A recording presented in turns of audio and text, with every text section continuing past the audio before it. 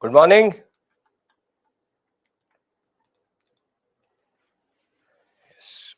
I'm audible, I'm visible.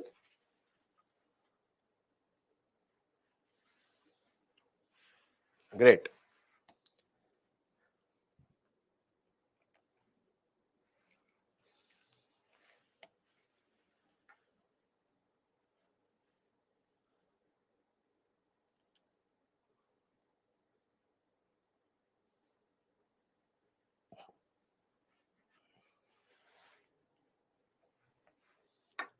How do you do revision?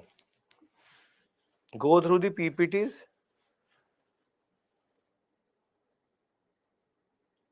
6.57 out of 15 is actually quite good. No. In a mains question, 50% of the marks is considered good. It's not school where you'll get a lot of marks. Out of 10, if you're getting 4 to 5, it's actually good. Out of 15, if you're getting 6 to 7, 7.5, that's actually good. So there's no need to improve. Where if you're in this range, you just keep on writing the way you're writing. Working professional, mobile, as I said, you would have, I hope you have the Saturday, Sunday to you. So use the Saturday, Sunday better than the day itself. Anuj, for that, what you need to do is as soon as the class is over, you consolidate by looking at the PPT. And if you want, you can just write basic points which you understand so that you can revise. There are two that I understand. When I teach, it makes sense. When you study yourself, it doesn't. But for that, what you need to do is revision, quick revision. As soon as this class is over, just revise the PPT. Annotated PPT will be available within 1.5 hours. And once it is ready, you do it. Akula, I think the police and the railways article is going to be under resources, what your handouts section of your dashboard. Last two classes, it should be there. Okay. So the agenda for today is we already started education policy. We already understood the philosophy of rule. We just have to do the commissions. And there's a trick there also. I will tell you that. Commissions of education. Thereafter, the most important topic for your examination, constitutional development. Once we're done with constitutional development between 1773 to 1857, we will move into socio-religious reform.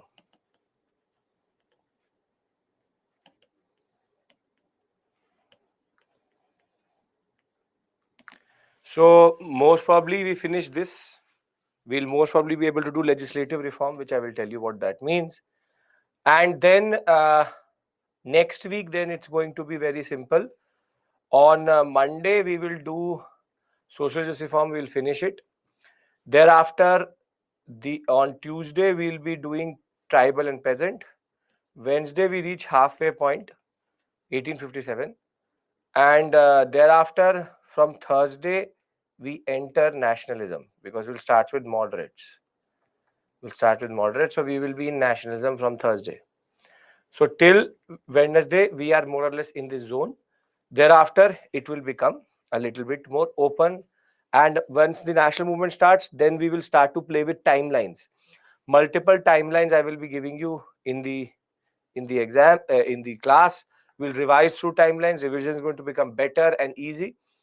And as it is, once everybody is here, I would have to tell you one very simple thing, that Monday, Tuesday is going to be a little bit heavy, in the sense that when we talk about history generally, expansion, socio-religious, and tribal peasant are the three heaviest of themes.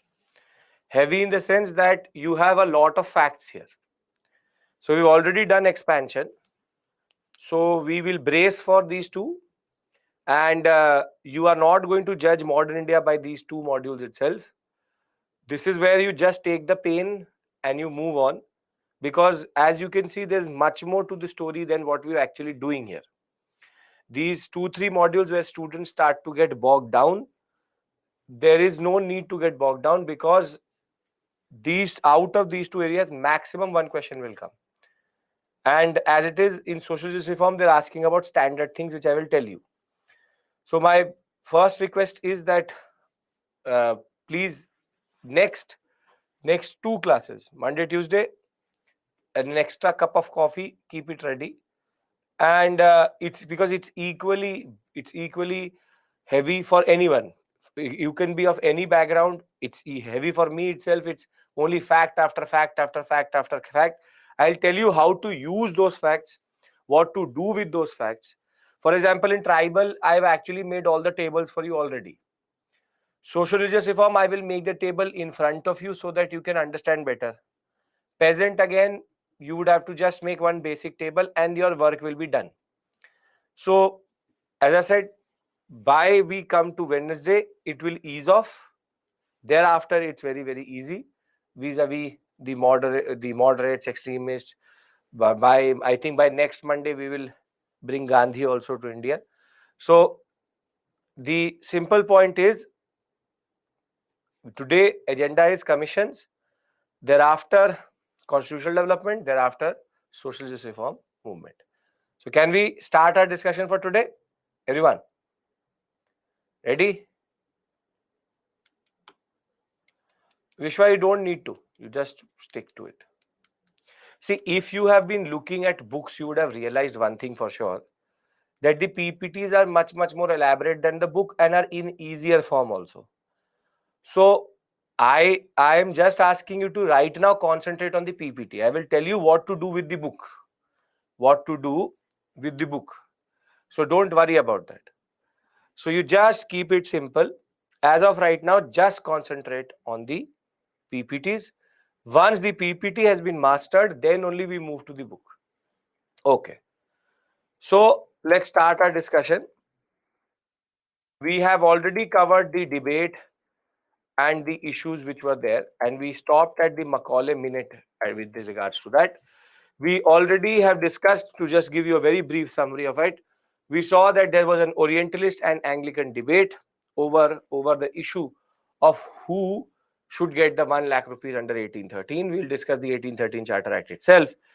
And the simple point here is that the Anglicans will win once Benedict and Macaulay are going to take over the charge of generally the money.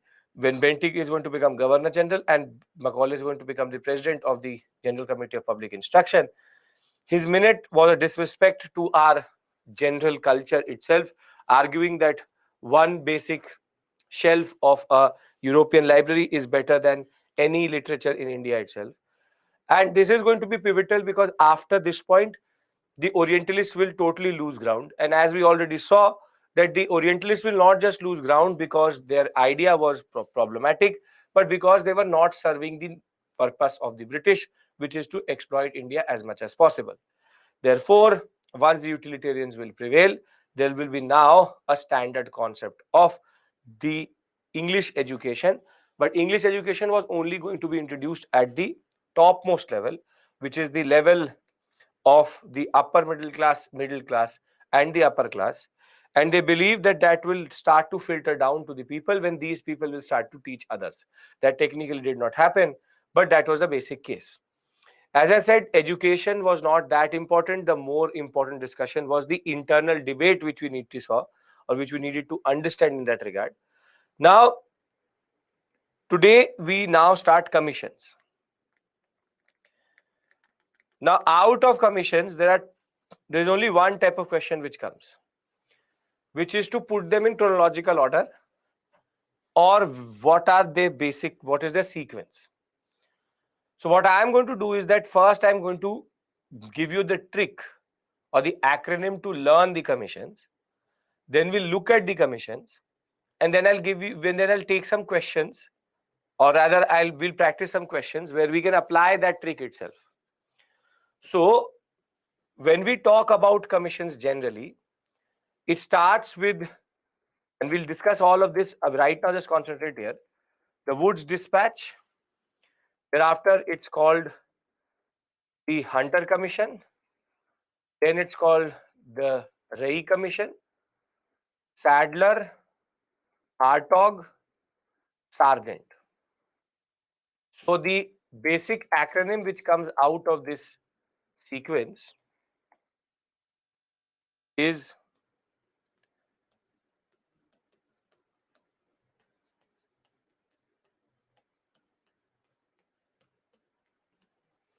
Vohura, Sad, Her, Sir. So what is the Vohura here? Woods Dispatch, Hunter Commission, Ray Commission, Sadler, Hartog, Sargent. So the only type of question which we can expect from this area can be done just by learning this basic acronym, Vohura, Sad, Her, Sir. So these 6 commissions together become the way in which different aspects related to the education policy unfolded over different areas and in different ideologies in that regard. And we just have to summarize and understand that. So the progress between the first 70 years or till 20th century was based on the fact that though the missionaries had actually, can we start our discussion? Come on. Vohura Sad Her Sir is clear. Now we're going into the discussion related to what do these commissions actually talk about. So the pioneering activity was actually done by the missionaries. However, thereafter medical, engineering, law colleges started to come up. And the first major college which came up was actually the 1835 Elphinstone College, and the Calcutta Medical College was established. So Elphinstone College, if you ever been to Mumbai, you would know it's just in front of the Mumbai police headquarters, one of the oldest buildings of that area and one of the first pioneering colleges in that regard. Elphinstone College and Calcutta Medical College were two very important, what we call as institutions, which were created in 1835. And Lord Dalhousie will start to thereafter push for education of girls. We'll talk about girls' education. We'll talk about women today when we'll talk about the social justice reform movement, because at the end of the day, there were issues related to educational access and child marriage in India. That is a separate issue altogether. The simple point is very simple, that we don't have to go into these smaller details. We have to just understand what is the basic recommendation of that dispatch. So the major first major development in the educational commission sector is basically Wood's dispatch. It's Wood's dispatch. Now, Wood's dispatch is considered like the Magna Carta of education policy in India, because it created the context for how we actually do education even till today. So what Macaulay had argued was for downward filtration, that we will only teach a certain section and they will start to filter down the information and the knowledge. However, Wood's dispatch of 1854, educational dispatch of 1854, done by the president of the board of control, and he was even the first secretary of state in that regard, he said to Dalhousie that the way we are right now applying education policy is not right. And he was against the concept of Macaulay and his concept of downward filtration, because he thought that if we wait for everybody to spread information within the natives, it will take time. So as it is considered the Magna Carta of English education in India, what are the basic concepts? First is that it rejected filtration theory and stressed on mass education and improvement of vernacular, favoring secular education generally. Traditional education should not be ignored. So he's basically mixing it up. Magna Carta means constitution. Anything which is the bedrock, it's called the Magna Carta, because the constitution of America, of US is UK is called Magna Carta. Now, Macaulay is a person. Now, he is technically blending Orientalist and Anglican concepts together, because he's saying that traditional education should not be ignored. And he will say that now we will divide the whole system into primary, secondary, and university. the way we divided primary, secondary, and higher education. And he will say that we will provide grant in aid to the different institutions. But what he created was that if we are teaching English, we should also teach vernacular languages. And in higher education, it should be English. At primary and secondary level, it should be what we call as vernacular language. Now, this is why Wood's dispatch is considered so important. Wood's dispatch basically is saying that at the primary level and secondary level, you teach them in vernacular. Vernacular languages mean Bengali, Malayalam, Telugu, internal languages. Filtration theory given by Macaulay. And thereafter, at higher education level, you go for English. And in a way, this division has still persisted. In a way, this concept has still persisted because at school level, you can be taught in the vernacular languages of India. But as soon as you reach university level, it becomes English.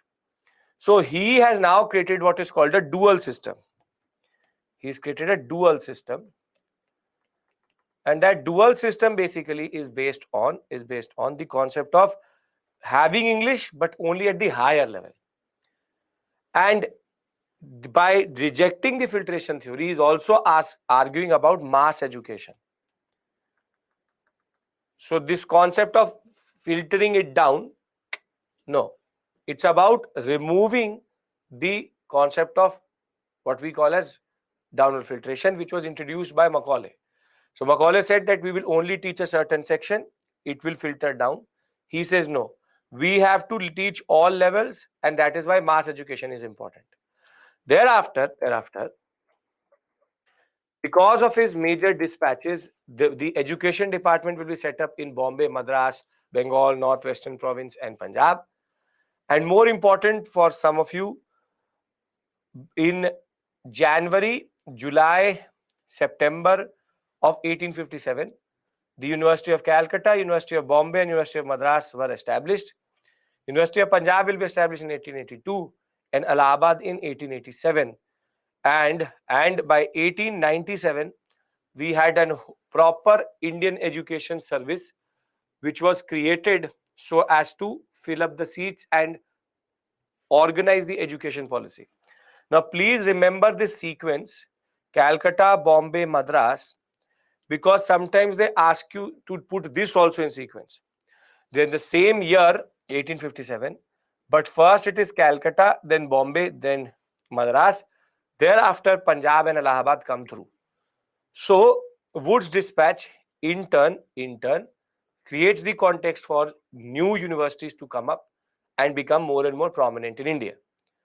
And these four, Calcutta, Bombay, Madras, Punjab, Allahabad, all five of these, till today are one of the most pioneering institutions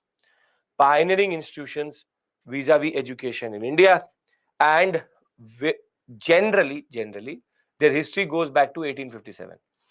So, the next major intervention of the British is called the Hunter Commission. And again, there are multiple points. Whatever I'm going to mark in red is what you will remember. So I will read it out to you, but whatever I mark in red is what you remember. Can we agree to that? Because there is already a lot of information. I'll just mark what you have to remember from this commission. So it was established by Lord Ripon and named after W. Hunter, reviewed the work of Charles Wood's dispatch, entrusted that local bodies should be given the management of primary schools, said that government should maintain only a few colleges, other than should left for private hands, and the secondary education was divided into two, the university and vocational. So, very simply, here you remember local bodies, primary schools, private hands, which is called the concept of privatization, and the concept of university and vocational, which is ITR and all, is what you have to remember. Basically, the concept of vocational learning, I'll write it down. The concept of vocational learning and the concept of privatization of schools is where Hunter Commission comes through. After Hunter Commission, Thomas Ray Commission, we will again be coming back to this commission because it's related to Curzon, and we'll be talking about the partition of Bengal very soon. But Curzon's appointment of Ray Commission was basically so Curzon Ray Commission, and this was the commission on which the Indian Universities Act will be passed, which I will tell you later. Here, here, the most important concept is that appointment of lecturer professors should have government approval, and that was mandatory. That was mandatory, and power was actually taken away from universities. Looking at the date 1902, can you tell me why would they want this? That appointment of lecturers, professors, government approval was mandatory. Come on, try to link it up with the larger history. Yes, very good. It is the period of the rise of nationalists. So Indian nationalism was rising. So they would not like nationalists to enter into the universities. So now the government is going to vet each and every professor and each and every lecturer who will enter. So the way they are now changing the rules are basically based on how Indian nationalism is going on. So we'll talk about this commission because we have to come back to this story again. But the basic point is appointment need approval. Universities lose power and the power is getting concentrated in governor generals, or rather the governor general and viceroys. We'll discuss that. Thereafter, Sadler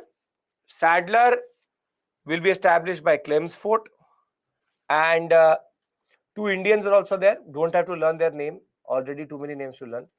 They introduced the concept of 12 years. You know, we have this 1 to 12, first class to 12th class concept comes from here.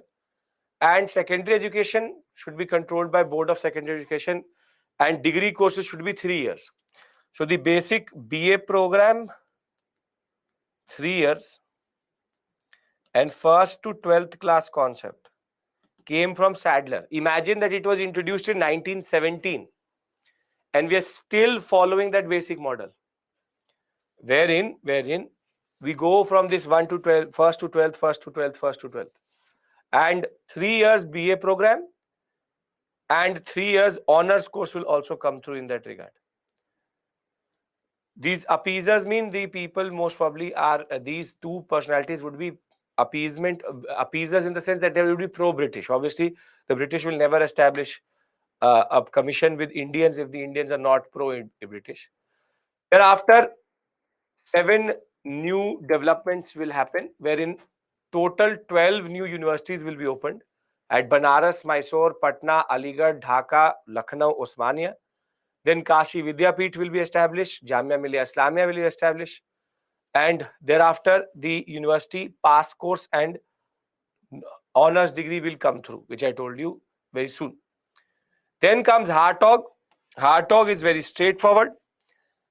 You have to, he said that we need to increase the number of schools and colleges, policy of consolidation of primary education, and selective system of admission to universities and what we call as vocational. They said if student has a vocational orientation, don't send him to the university. So just remember, primary education is the main emphasis of Hartog. Thereafter, you have last Sargent.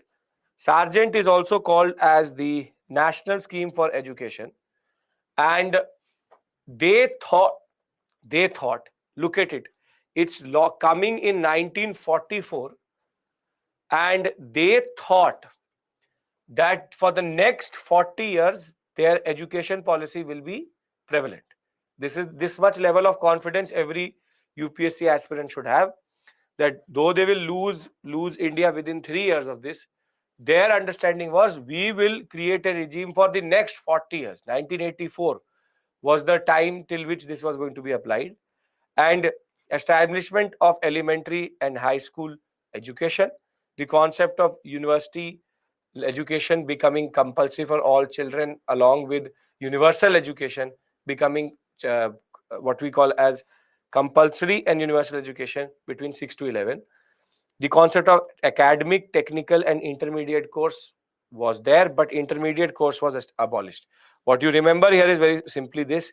First, this you remember, and second, you remember the concept of universal and compulsory education for children between 6 to 11. That is it. That is it. Now, thereafter, engineering colleges were also coming through.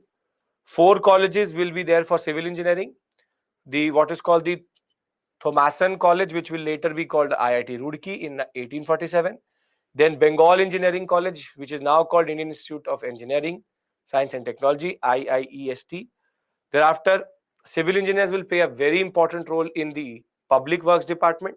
The military is also going to take a lot of the help, but most of the engineers at this point of time were royal engineers, meaning that they were coming from the British or they were coming from the army. So most engineers got employed in the army because the army needed engineers, civil engineers to create establishments. Thereafter, we also have the Royal Indian Engineering College, which is now also called Cooper Hills College.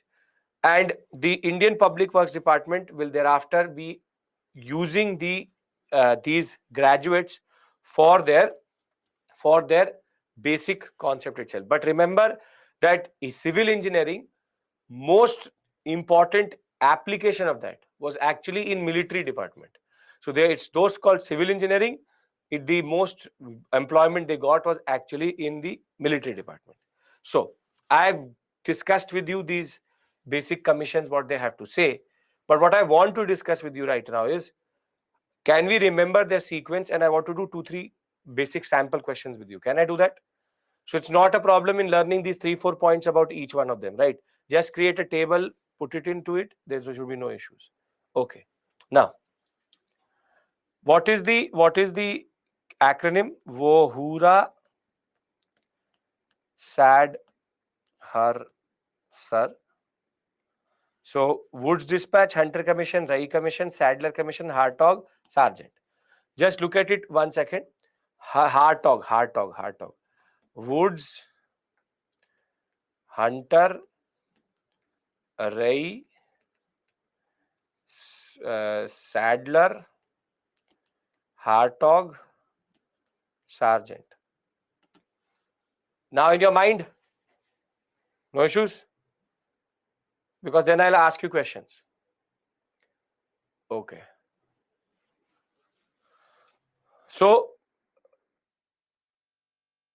for anybody who's actually joined late only, Woods Dispatch removes filtration theory, Hunter, privatization and vocational, Ray related to appointments of the professors, Sadler based on the 12-year 3-year model, Hartog, primary education was the main focus, Sargent, national scheme for education. Right. Okay. So let's do some questions and then we start constitutional development. The most important topic, constitutional development. Okay.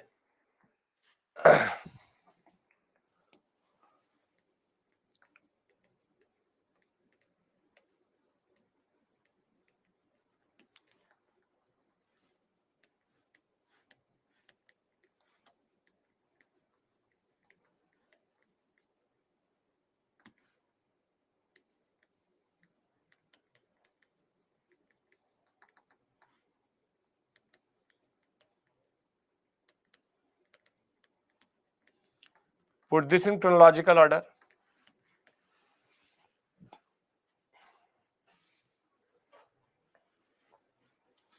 Okay. 3, 4, 2, 1. Woods, Ray, Sargent, Hartog. Not 3, 4, 2, 1. 3, 4, 1, 2. वो हूरा sad her sir. So Hartog has to be first, na? So if the students who are saying 2-1, you are putting sergeant first. So 3-4-1-2. 3-4-1-2, not the other way around.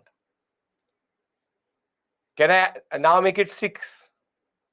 There are only 6, but can I put it into 6? Okay.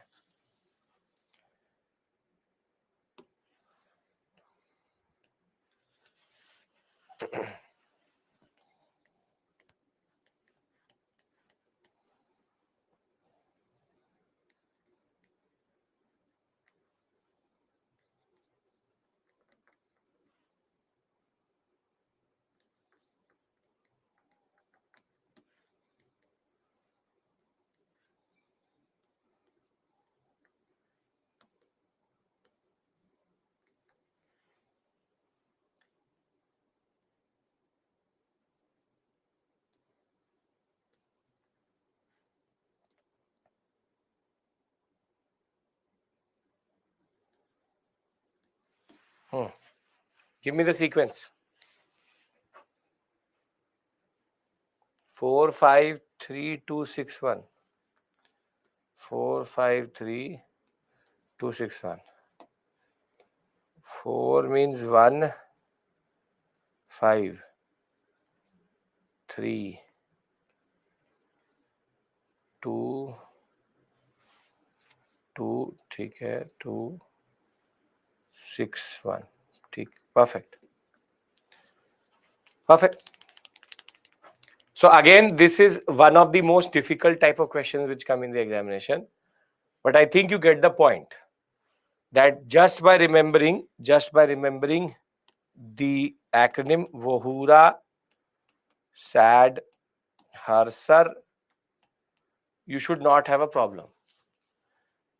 Right? So it's a very simple concept. It's a very simple concept if you know how to learn it. Now again, you would have seen one thing. I didn't care about the dates because as it is, you have to learn a lot of dates. So the simple point of the matter is that I will give you dates which matter. And this is how you actually learn, not just history, but any other subject. If you can create certain types of what we call as tricks, it will help you generally in the examination. If this is clear, everybody is with me, then we start constitutional development, because that is the one of the most important areas. Will take us an hour or so, and we'll take a break by most probably 7:30. Right? Okay, great. Now, so what have we covered till this point? What have we covered till this point? Instead of chronology, what kind of question may they ask from education policy? They can ask you the first part of the story, the Orientalist Anglican debate. They can ask you this type of question from commissions. That's it. Right? I will give you Akshara, don't worry, master timeline for modern India. Don't worry about these things. Timelines I will give you where they matter. National movement, the timeline really matters. I will tell you that.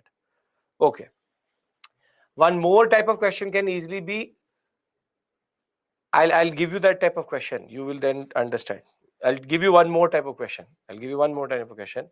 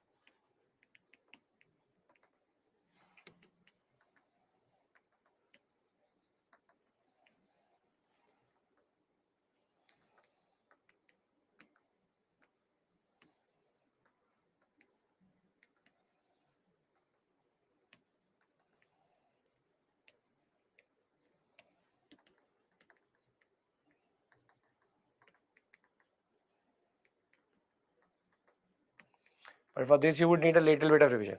Match the following for me. 1, 2, 3, 4, match A, B, C, D.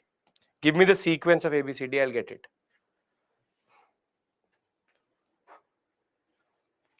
Yeah, for this type of question, you would have to go through the PPT once. So not an issue with regards to that. But it's just to show you what type of question can be asked.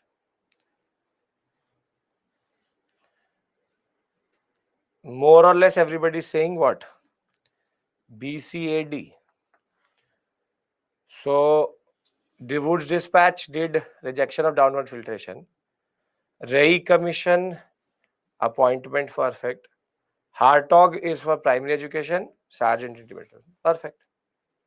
So now you get the two type of questions. This can be there. One pair, two pair can be there. So that type of question standard. So I hope you get the point. Mains question is going to be about the Anglican Orientalist debate. So can I close this topic? We can move on. They can also just write in front of it and say which of the following pairs are correct. One pair, two pair, three pair, four pair, standard. Okay. Now, so the two type of questions which can come, I've already done with you. Now, what we've done till this point, we started with advent and decline. Thereafter, we did the concept of expansion. Thereafter, we did the concept of consolidation. We've now done economic policy, and we've also understood the education policy. Now, whilst all of this was happening, the East India Company power was increasing or decreasing in India?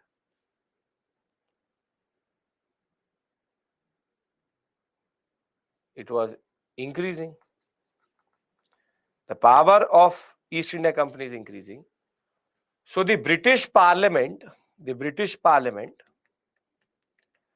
so for anybody who's not done polity, Britain is a constitutional monarchy. Constitutional monarchy means that they have a king or a queen, but under the king and the queen, the real is the prime minister, like Rishi Sunak, and the prime minister has what we call he's the head of the parliamentary system.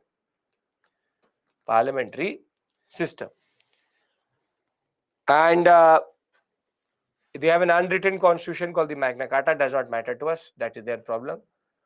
The basic point is that in the parliamentary model, the British Parliament becomes the ultimate power. And as of right now, the charter has been given by the king or queen to the East India Company to trade. But because East India Company stocks were held by most of the MPs of the British Parliament, they had one eye on the East India Company quite a lot. And therefore, what is the context of constitutional development is very simply the way the British Parliament starts to get more and more involved. So from a private company, as soon as the East India Company becomes a territorial power, there was a need to intervene. And when you try to intervene, what is the other word we can use for intervention? What is that? There's a need to do what? There's a need to dash the East India Company. Very good. They need to regulate the East India Company. And that is why the first act is called what? Regulating Act. So the intention of the British Parliament is clear from the day one itself. So when we talk about constitutional development, what we mean is not what the East India Company is doing to itself. It's about how the British Parliament affects the East India Company. So here there are basically what is called Regulating Act 1773. Thereafter, the Pitt's India Act 1784. Then there are four Charter Acts: 1793, 1813, 33, and thereafter 53. So what I mean to say is, you just have to learn Regulating Act of 1773, But the concept is that as the power of the East India Company became more and more pronounced, there was a need to regulate them. And that is why the first act is called Regulating Act. It's called Regulating Act because it's about regulating the East India Company. Getting my point? Because if you do get the point of why we call it constitutional development, then I'll start it. I'll start the discussion. Okay, perfect. Now, first act is called the Regulating Act of 1773. Now, what I'm going to do very simply is that I'm going to give you the provisions, and then I'm going to give you a trick to learn the Regulating Act or these acts, which I call codes. If you can break the code, you can automatically get all the major provisions of the act in that. Because a lot of students, I know you go to Lakshmikant to study these things, but the problem is that the emphasis of Lakshmikant is in a different place. Our place and our discussion is totally different. There, the discussion is totally different. That is from a political perspective. I am discussing from a historical perspective. So, a charter acts are coming, don't worry. The basic point is Regulating Act 1773. What are the major provisions? The first provision of the Regulating Act was that, but for that I need to first explain to you one second. First, I need to explain to you the structure of the East India Company. One second. Structure of East India Company in England and India. Now, please pay attention. To just give you that basic point, I would have to discuss this.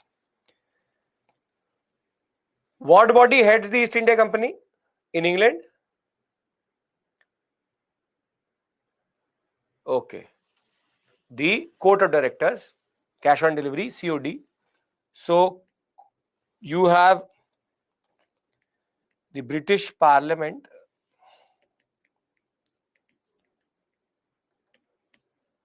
the Queen, or rather we'll not involve them right now.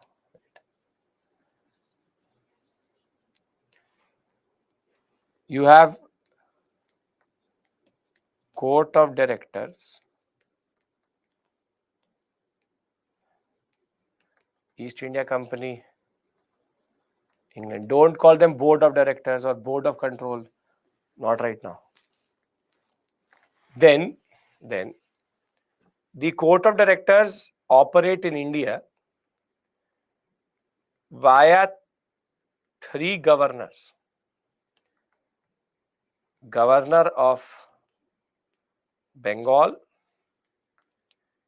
Governor of Bombay, and Governor of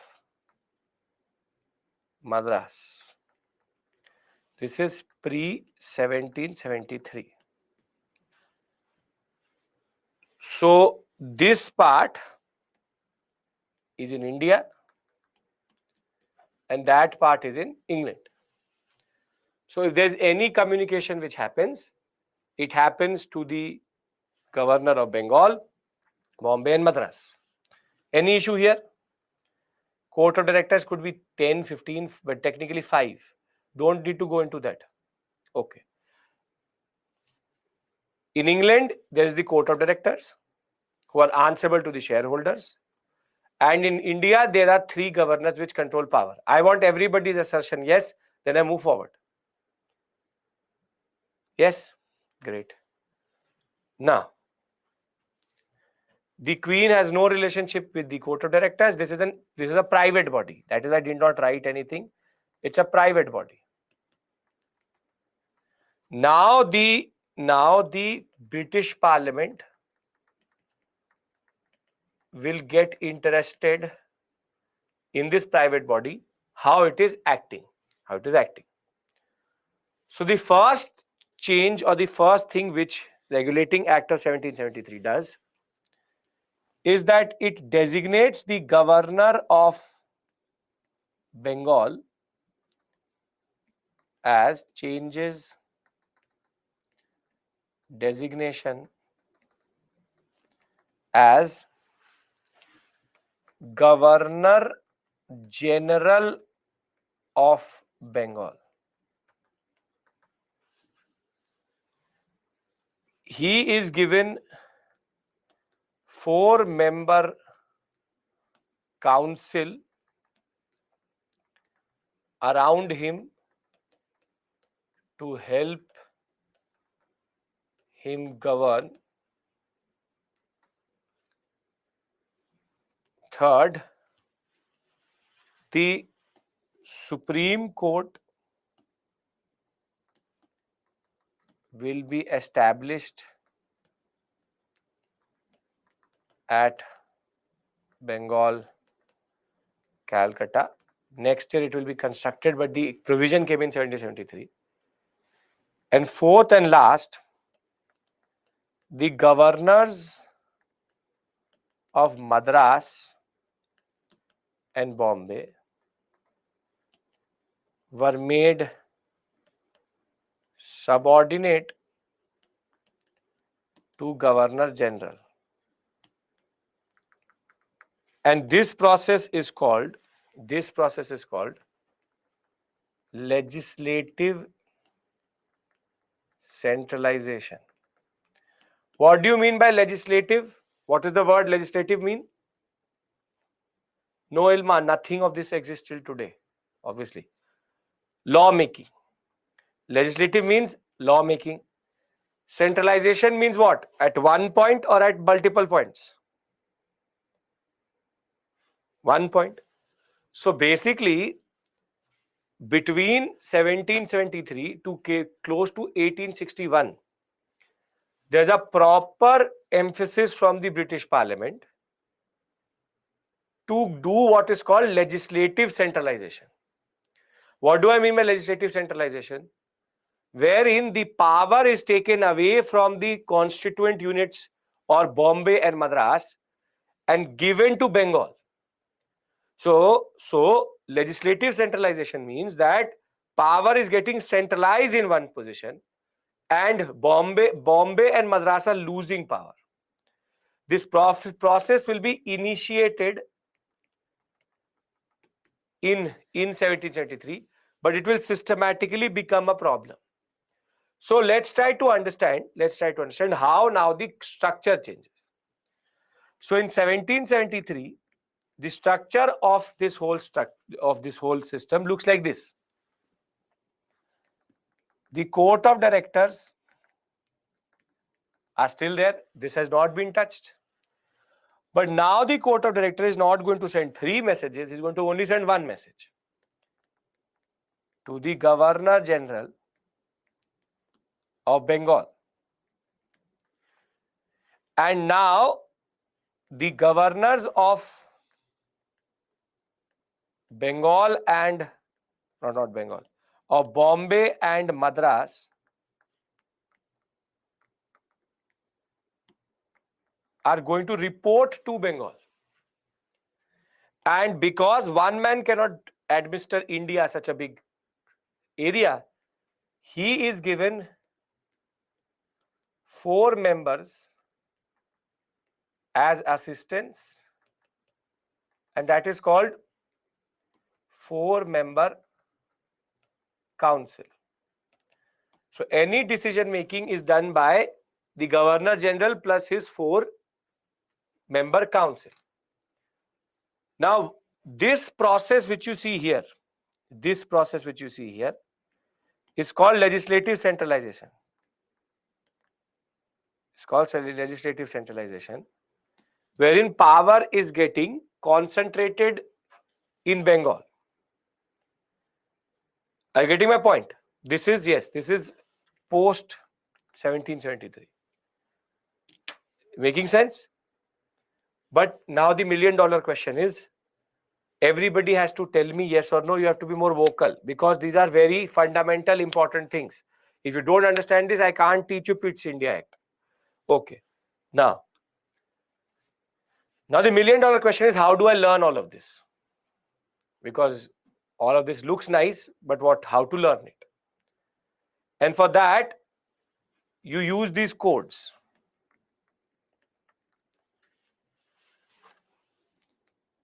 '73 GGB plus 4 SCLC.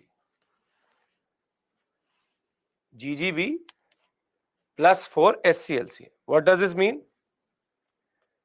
1773 Act, Governor General plus 4 members, Supreme Court, legislative centralization.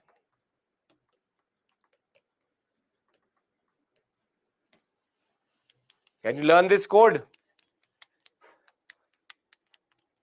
73 GGB plus 4 SCLC. Now you will, if you learn this code, you will never forget the basic three provisions of this act. GGB means, B means Governor General of Bengal, yes.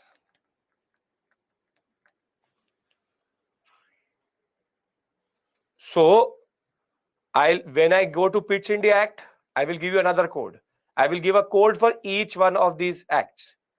So you just have to learn these codes as a form of revision and you will never forget them. Supreme Court role was nothing but criminal jurisdiction. That's it. So 73 GGB plus 4 SCLC. Are we clear with regards to the three basic provisions? I'll read it out to you and then we'll move to Pitt's India Act. Yes? Great. Say it with me. Say it with me once. Say it with me. 73 GGB plus 4 SCLC. Because if you'll say it, it will go into your mind. Okay. Now, what is the context of the intervention? What is the context of the intervention? So, after Plassey, proper misgovernance and corruption is there. Clive has taken too many gifts from people. A proper judicial administration was needed. And by 1772, a major thinker from England called Edmund Burke was saying that it is the duty of the parliament to superintend the affairs of the company. And Hastings was being sent in 1772 with a mandate to figure out things.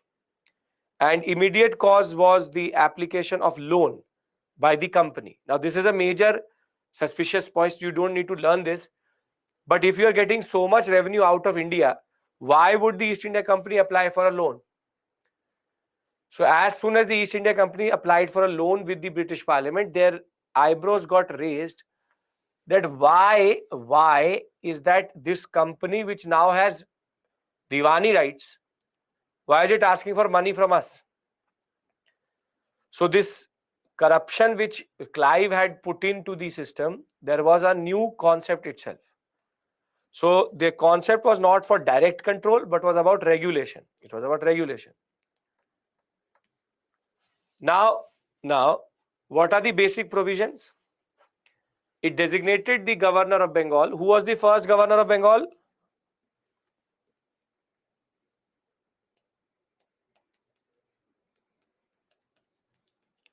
First governor of Bengal was Clive. First governor general of Bengal is Hastings. I'll write it down in the end in one slide, but is Hastings. So Clive was the only first and last governor. And Governor General of Bengal is Hastings. Okay. So Governor of Bengal becomes Governor General of Bengal, created Executive Council of 4 members. And the first Governor General was Lord Warren Hastings. The governors of Bombay and Madras Presidency were subordinated to the Governor General of Bengal, unlike earlier when the 3 presidencies were independent to one another. The Supreme Court will be established under the provisions next year with Chief Justice and 3 judges. Prohibition of the company from engaging in private trade, and it will strengthen the control of the British government on the Court of Directors, because now the Court of Directors would have to report the revenue, civil and military affairs of the company. So what is the difference? It's nothing. It's adding a. The major difference is that he's called Governor General. Why is it called General? Because he's above these two. So it's called Governor General. That's a designational change. Why Clive is not appointed as Governor General? Because he's too corrupt. As it is, he had already gone by 1772. Because he's the head, that is why it's called Governor General.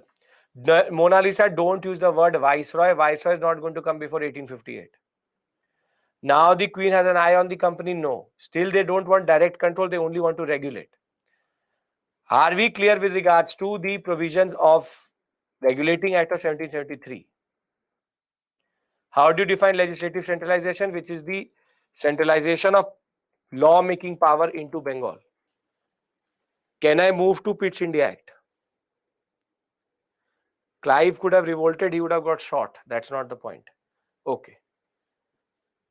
Explain four members to help the Governor General in taking decisions, and technically think of them as executives who help the COM. You understand Council of Ministers, you think of them as Council of Ministers. Okay. After Regulating Act, yes, Governor General of Bengal designation came. Sayadri, the difference between governor and this I will tell you. Let me first reach till Viceroy. The difference is nothing. Their designations change, but the power is also changing with it. So don't complicate it. I know that you know there's something called Viceroy. I know that you know there's something called this and that. There's a gradual progression here. Governor of Bengal designation changed, Governor General of Bengal. Two presidency governors are now reporting to him. Is the structure clear? Private trade is not allowed. That's it. Okay. Do we need to learn the names of the four members? No. Too many names to learn itself. Okay. Now comes called the Pitt's India Act of 1784. Now this act is actually named after a prime minister, Pitt the Younger. And Pitt the Younger basically was very suspicious of the East India Company. Pitt the Younger, the prime minister, he is very, very suspicious of the East India Company, and he doesn't trust the East India Company one bit. But what was more problematic was that by 1784, they have Bengal, Bihar, Orissa, they have even parts of the Carnatic sector. The point of the matter is East India Company power is exponentially increasing. And now if they were not able to check, or they were able to check corruption in India, the court of directors was now becoming too powerful. The court of directors now became too powerful, and the court of directors has both commercial functions to manage, meaning the trade aspect is there. There is a commercial function, there's administrative functions, because they have to manage the Diwani of Bengal, Bihar and Orissa. So they have to manage in a way administratively. They have to manage commercial functions. They were also having political functions. So if you look at it, COD is not in India, it is in England. The problem was that the court of directors, which is sitting in England, they have too much to manage. Administration also, commercial function also, political also, trade also. They have to check corruption also. There is a lot of pressure which has been created on the COD. But more than that, what Pitt the Younger saw was that this body is becoming too powerful. This body is becoming too powerful. So now the Pitt's India Act, the major change is that they split the power of court of directors, and there are now going to be two bodies. One is going to be called Board of Control, the BOC, and the Court of Directors. the cash on delivery, COD. These two will operate from England, and both of them will have power over the Governor General of Bombay, under which Governor of Governor BB of Bengal, Bombay, and Governor of Madras. Now, please understand this, that this establishment is in India, this establishment is in England. Now, why is that? Why is that the board of control is needed? Why is that the board of control is actually needed? The board of control is needed because now the board of control will manage political, administrative, and governance, and the court of directors will only manage commercial functions or trade functions. Try to understand it. Try to understand it. Beforehand, there was the court. This was the structure where we stopped. This is structure where we stopped, right? There was the court of directors in England. The Governor General of Bengal was there, and two governors were there, Governor of Bombay and Governor of Madras. And nobody had any issue here. Yes, nobody had any issue here. There was no issue here. Thereafter, what is happening is court of directors has a lot of functions to do. It has administrative functions because look at the year. By 1784, they have Bengal, Bihar, Orissa. They have to govern it. They have to extract revenue. They also have Carnatic sector. They have gone into certain understanding with certain political states. They are doing treaties. They are signing a lot of things. So now the British Prime Minister, Pitt the Younger, he says that one body cannot manage everything and East India Company administration is suffering. So what he says is that we will take away the power away from court of directors and let us now create a dual control, wherein in England now the East India Company has not one office but two offices, board of control and court of directors. Court of directors have now been just reduced to you manage the trade, you are a trading company, so you manage the trade. And thereafter you have the board of control, which is now going to take care of everything else other than commercial functions.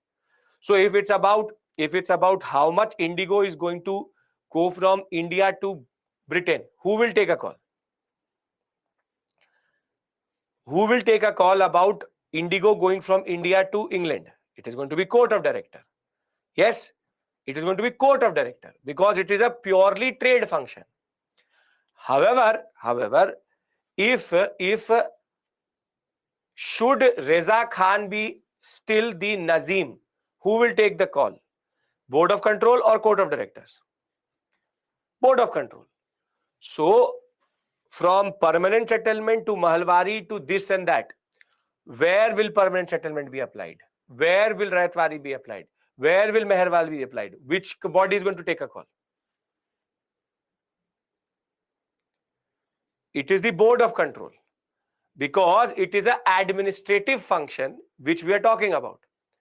Very simply, all useless activities now of the East India Company are with court of directors.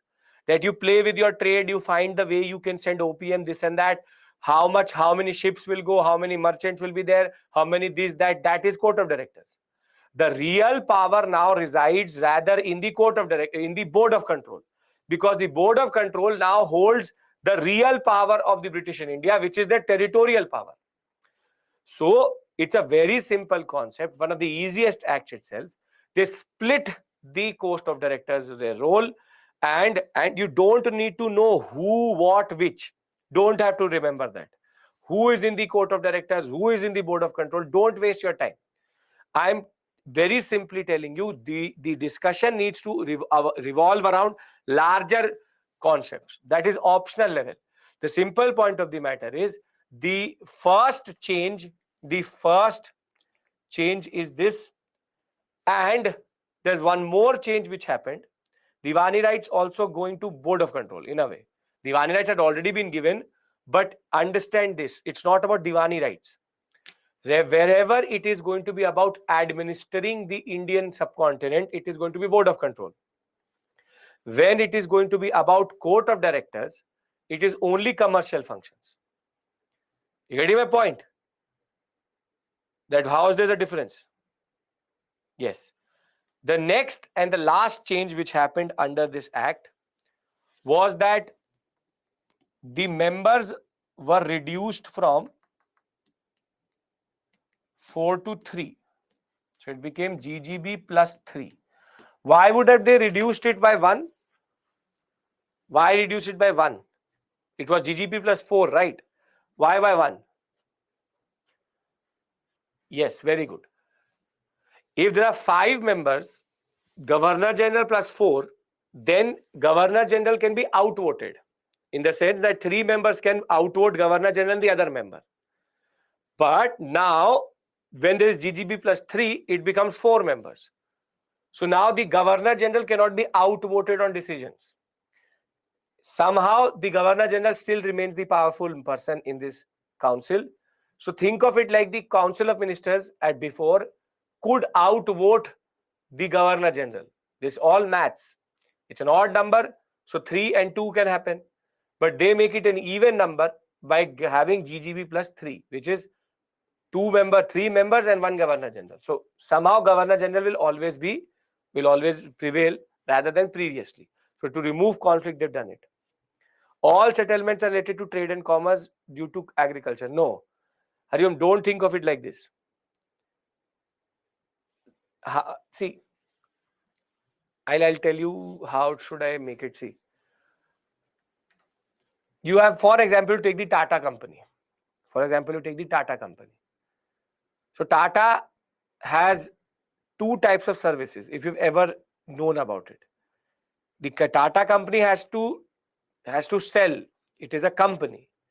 But it also has what is called TAS, Tata Administrative Services, wherein how will the whole company be administered is what the TAS does.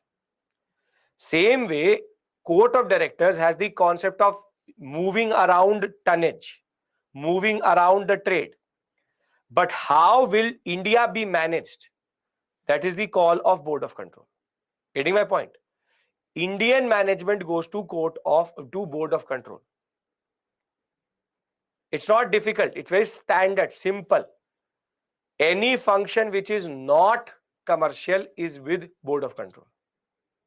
Right? Okay. So what is our code then? We have to create a code for the Pitch India Act. Code is 84 GG plus 3 BOC COD. Can you remember it? 84 GGB plus 3, it was GGB plus 4, Board of Control, Court of Directors. They increase the number by 1 just to make sure that the Governor General cannot be outvoted, because Governor General plus 4 means 5 members.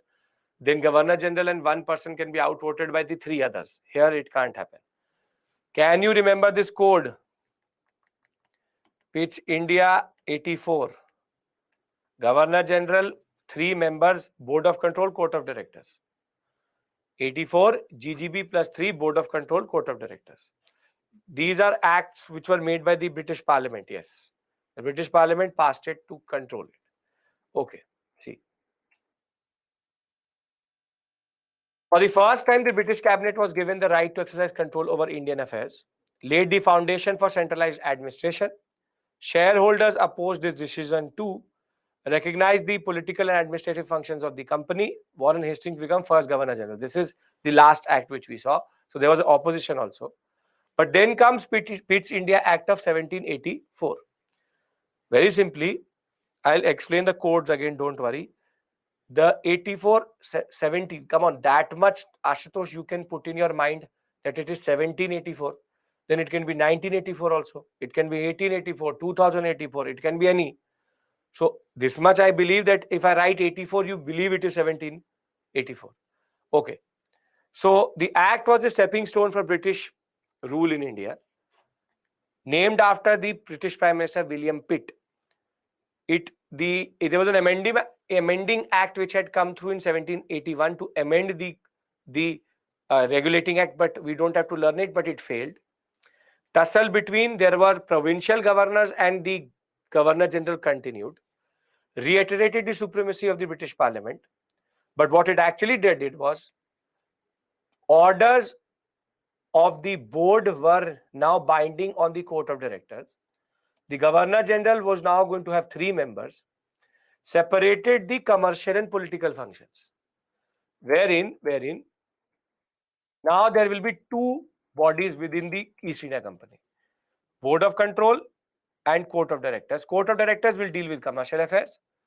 The Board of Control, which consisted of the Chancellor of Exchequer, the Secretary of State, and 4 members of the Privy Council of the King, will deal with civil, military, political affairs, and revenues.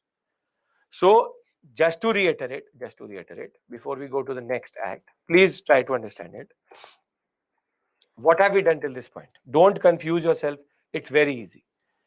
We have done 73 GGB plus 4 SCLC or LCSC. Now we've done 84 GGB plus 3 BOC COD.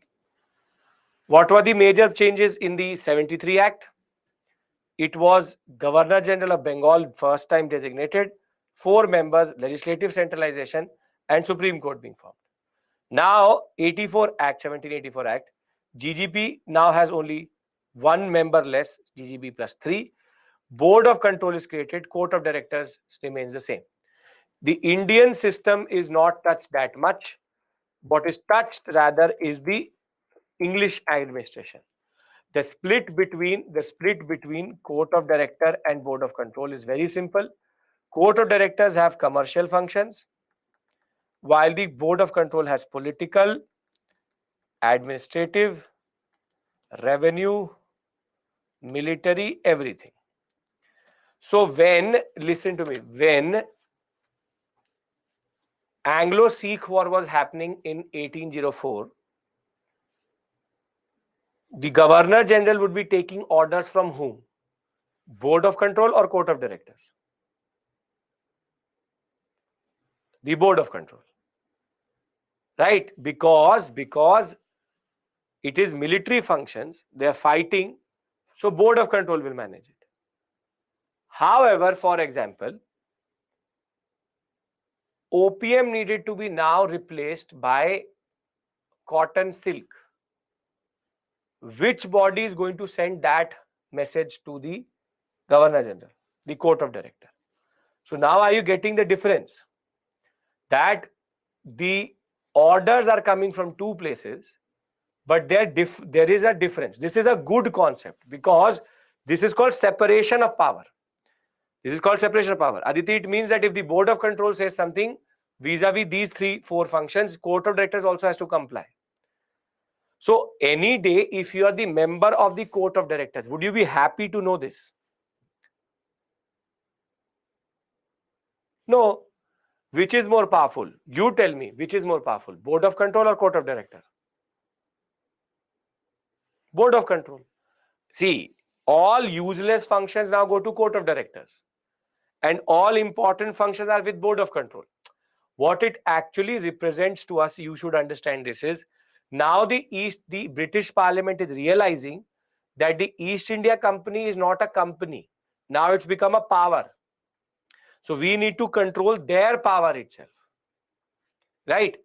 So very simple. No, say they don't bring center state. There's no concept of center state. Think of it like the Defense Ministry and the Finance Ministry. The defense, in this Home Ministry, Defense, etc. come. Rather, even Financial Ministry comes in this. This is just the Ministry of Shipping and Trade. That's it. If you want to see equivalence in that regard. BOC is directly connected to the government. Yeah, in a way. In a way, but not directly, but the government can say something to the Board of Control. See, understand one thing.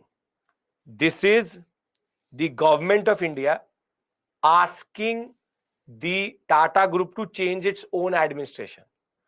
It is still a private body. It's not a governmental body. Right? Can I move forward? Okay. Great. Now come the Charter Act. So there are basically four Charter Acts which we discuss. If you remember, we started our discussion vis-a-vis Charter Acts. BOC is not a governmental body. It is a East India Company body. Who appointed BOC and COD? The shareholders would, but now the government also has a say on who will become a part of it. So this is a interesting intersection. It's an interesting intersection where both the government and the private body both take a call. Now, the charter which was given was basically about what? What does the charter give to the East India Company?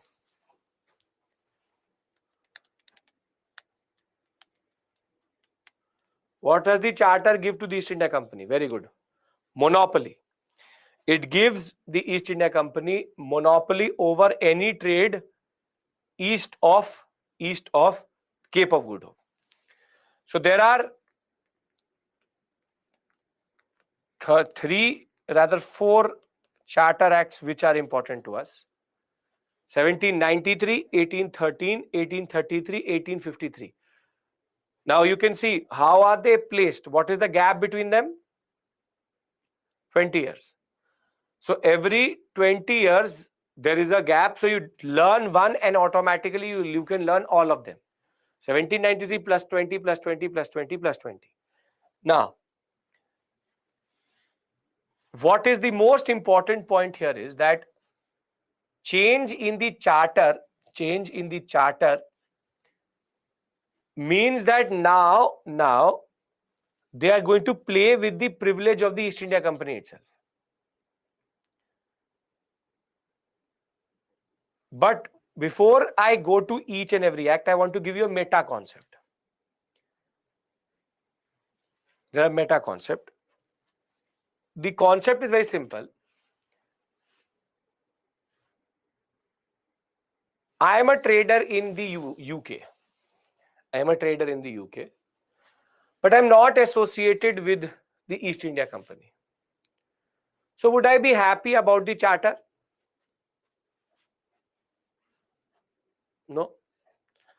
Because my ship cannot sail in the Indian Ocean world. So therefore, I don't like it. But monopoly to the East India Company is now going to be seen as a little bit more and more suspicious. And that suspicion was because of one thinker called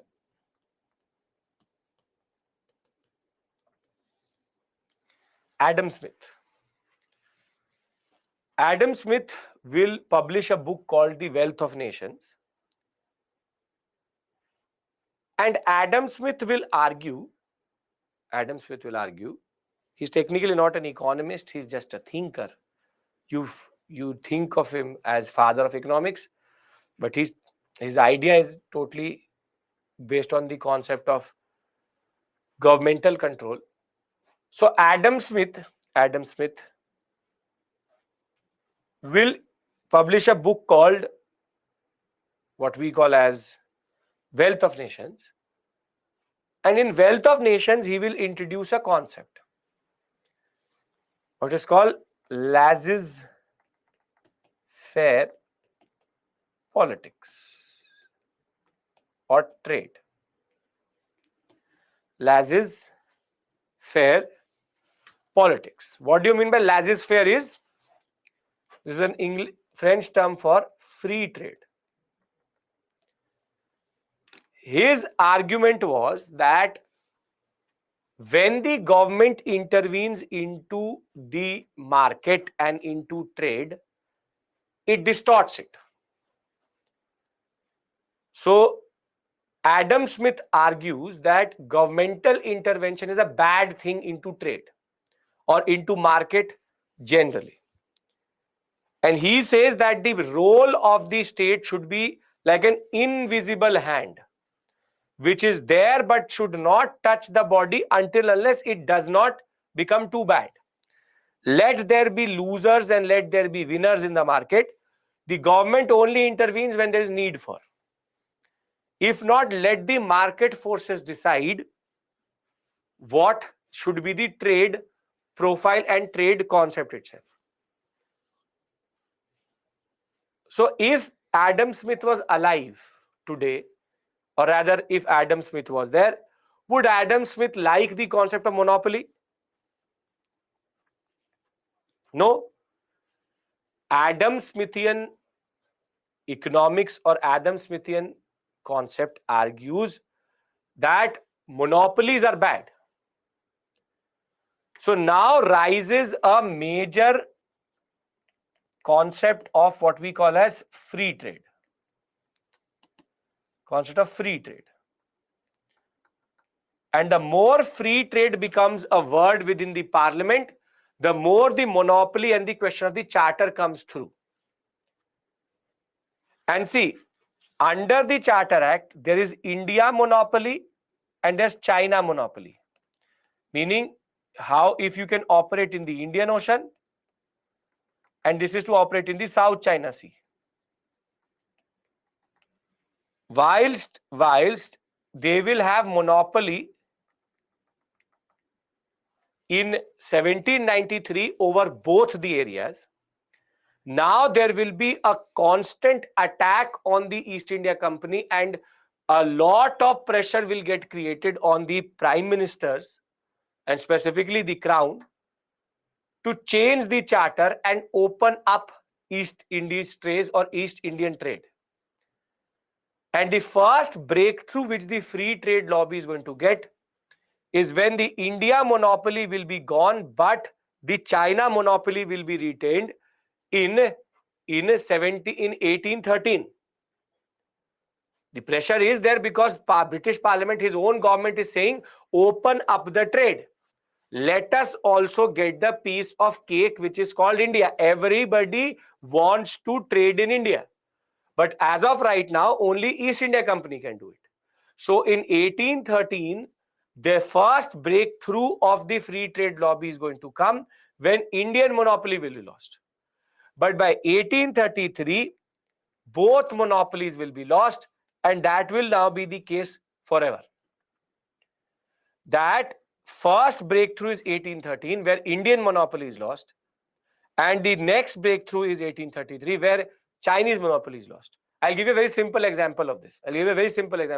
You will never forget this. Now, it is 1800. There are 7,000 East India Company ships, and there are 70,000 private traders.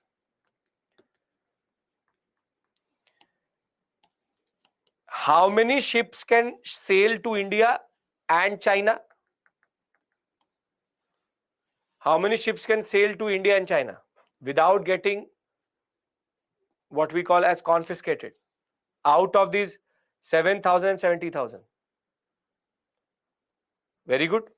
Only 7,000 ships can operate here because East India Company has a monopoly. East India Company has a monopoly. All of them are not allowed in India or China because they are not East India Company traders. Now it's 1813. 7,000 East India Company, 70,000 private. How many can operate in India? And how many can operate in China? Very good. 77,000 can operate in India, but still 7,000 in China. Why? Because the 1813 China trade has been, monopoly has been retained. India is now open to everyone. Because the East India Company did not want to give up power so quickly, so they retained China for 20 years. And in 1833, how many can operate in India and China? Same set, all 77,000. Because both the China and India trade are gone. Are you getting my point now? How this monopoly concept works? Right? So when we say that monopoly is given through charter, Charter Acts needed to be amended. Charter Acts came under a lot of pressure because of the free trade lobby. The laissez-faire politics was the base of this concept. Laissez-faire politics, free trade politics created pressure on the British Parliament to change the charter. First change is going to come in 1813. Second change is going to come in 1833. Because there are two sectors in Indian subcontinent, two sectors in Asia, Indian subcontinent, China. First, they will lose India, then they will lose China. That is systematically taking away power. So when somebody asks you, lobby means basically a group which is lobbying. If I say laissez-faire politics is nothing but free trade politics, wherein market forces should decide everything, there should be no concept of what we call as monopolies. Monopoly means one person control. Market politics means everybody is controlling. Who rules China and all? Don't ask me this question right now, because that's a separate issue altogether. Keep it simple. The difference between 1833 53 is that it's already gone. If I want, I can remove it from here. I don't want to. The simple point is that if I say that when did East India Company lose Indian monopoly, the answer to that question is 1813.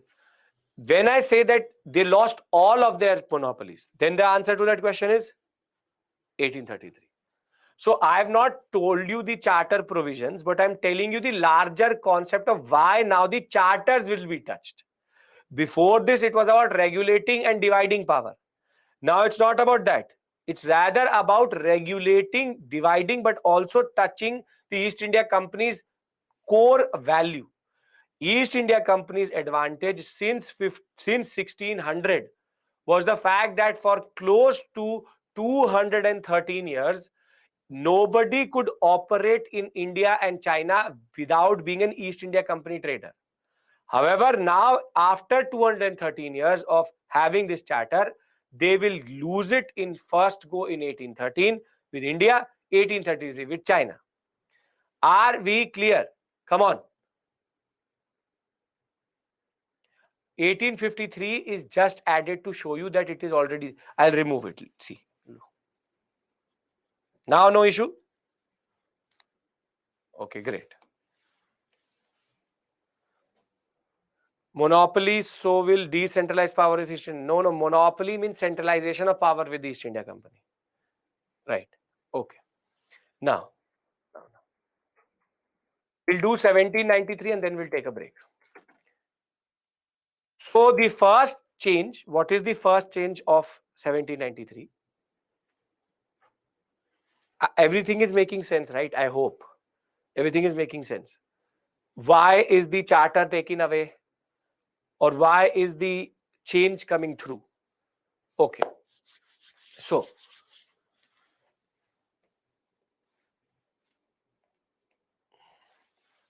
the Charter Act of 1793, it had very interesting provisions. It had very interesting provisions. Yes, Nikita, India is lot. It said that we are the privilege which you have, commercial privilege which you have, is going to be there for the next 20 years. That much assurance we are giving you. But now the British Parliament says, give us the money.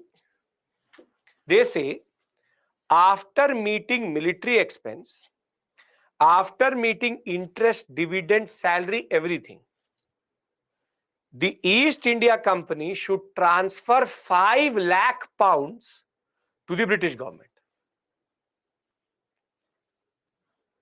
They say that rain some money on us also.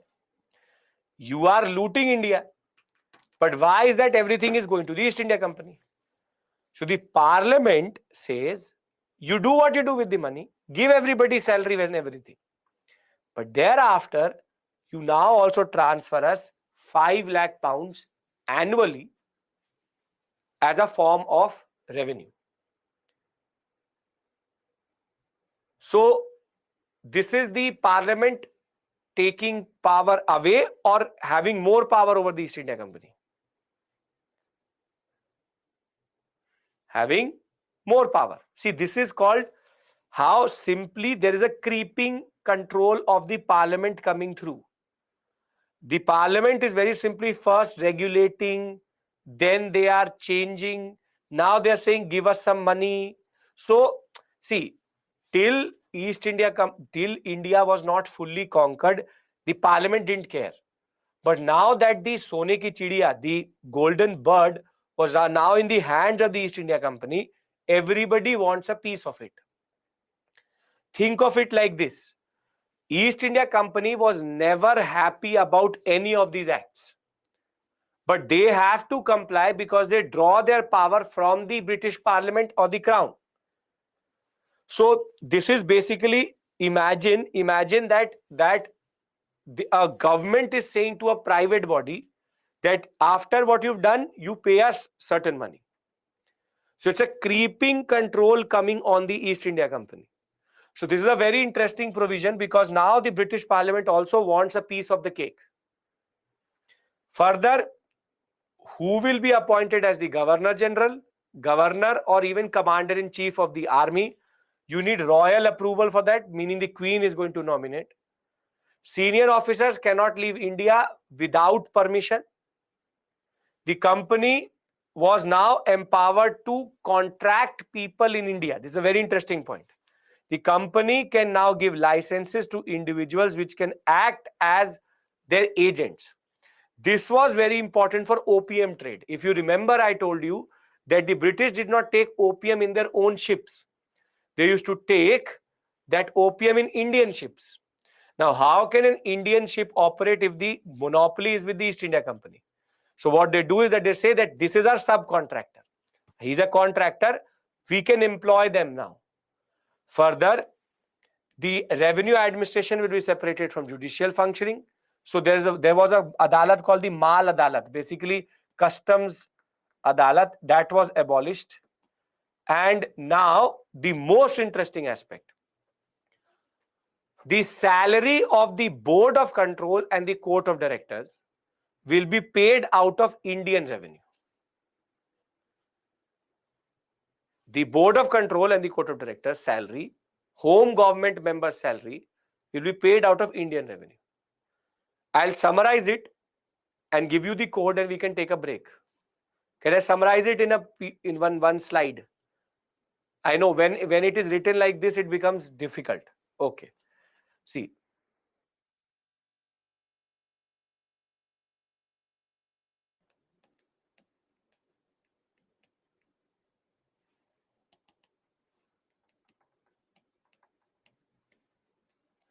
What are the basic provisions? See.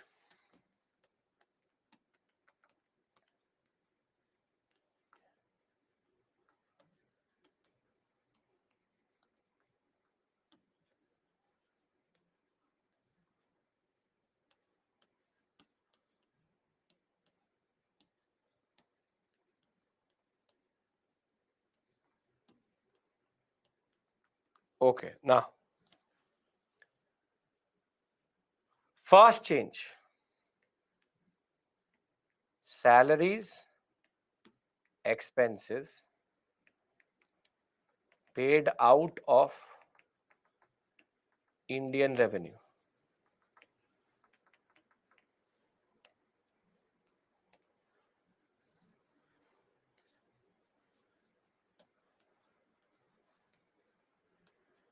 their appointment cannot be without royal approval.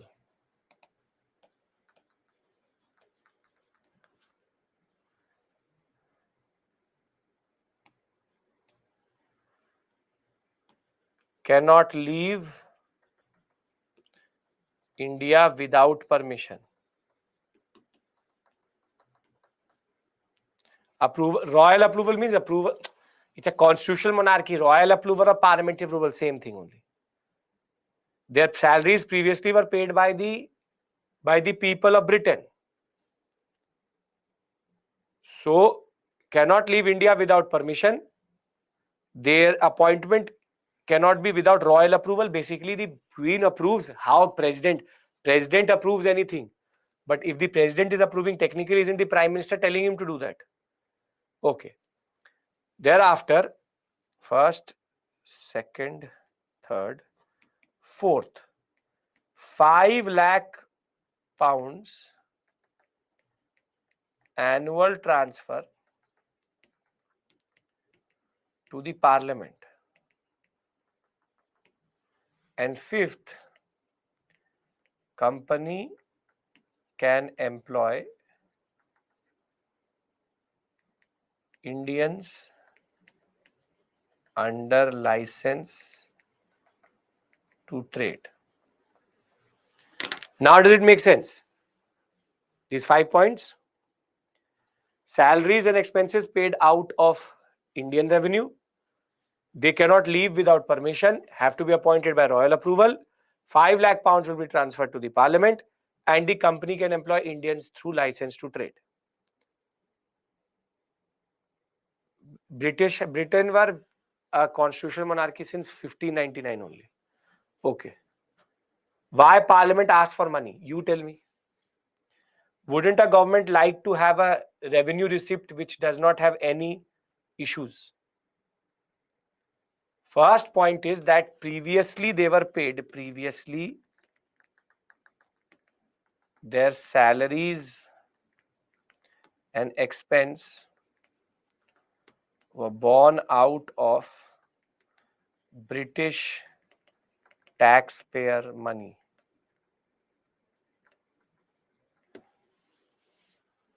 Technically, Britishers are paying for it. Point number 5 is that company can ask Indian traders to have East India Company flags via licenses. It's technically the dastak, if you understand the dastak. Are we clear with regards to this? Why this act was implemented? Because the parliament wants more and more power. Okay. I'll give you a code if you understand this. See, Sayadri, it's very easy to say that why didn't the East India Company fight with the government? You tell me. If East India Company is going to fight with the government will come and shut down the company itself. Who will transfer? East India Company will transfer to the parliament. It's not a joke. Understand this point, that the East India Company has to comply. If the government of India says something to a company in India today, will it not comply? How China controls all of its different private companies. Are you getting my point? You can't be transgressing the parliament. Why was the salary paid by previously paid by British Parliament? Because they are Britishers. Now we are paying for it. Company can employ Indians through license of trade. This is the point. It's not that difficult, but see, it says that individuals can be given licenses, and basically the country trade concept came in. East India Company can transfer its privilege to anybody. It was not allowed to Indians till this point. So now for opium trade, they're doing it.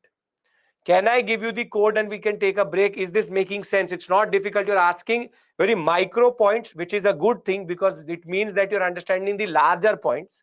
You're trying to make sense of it, which is equally important and equally interesting in that sense.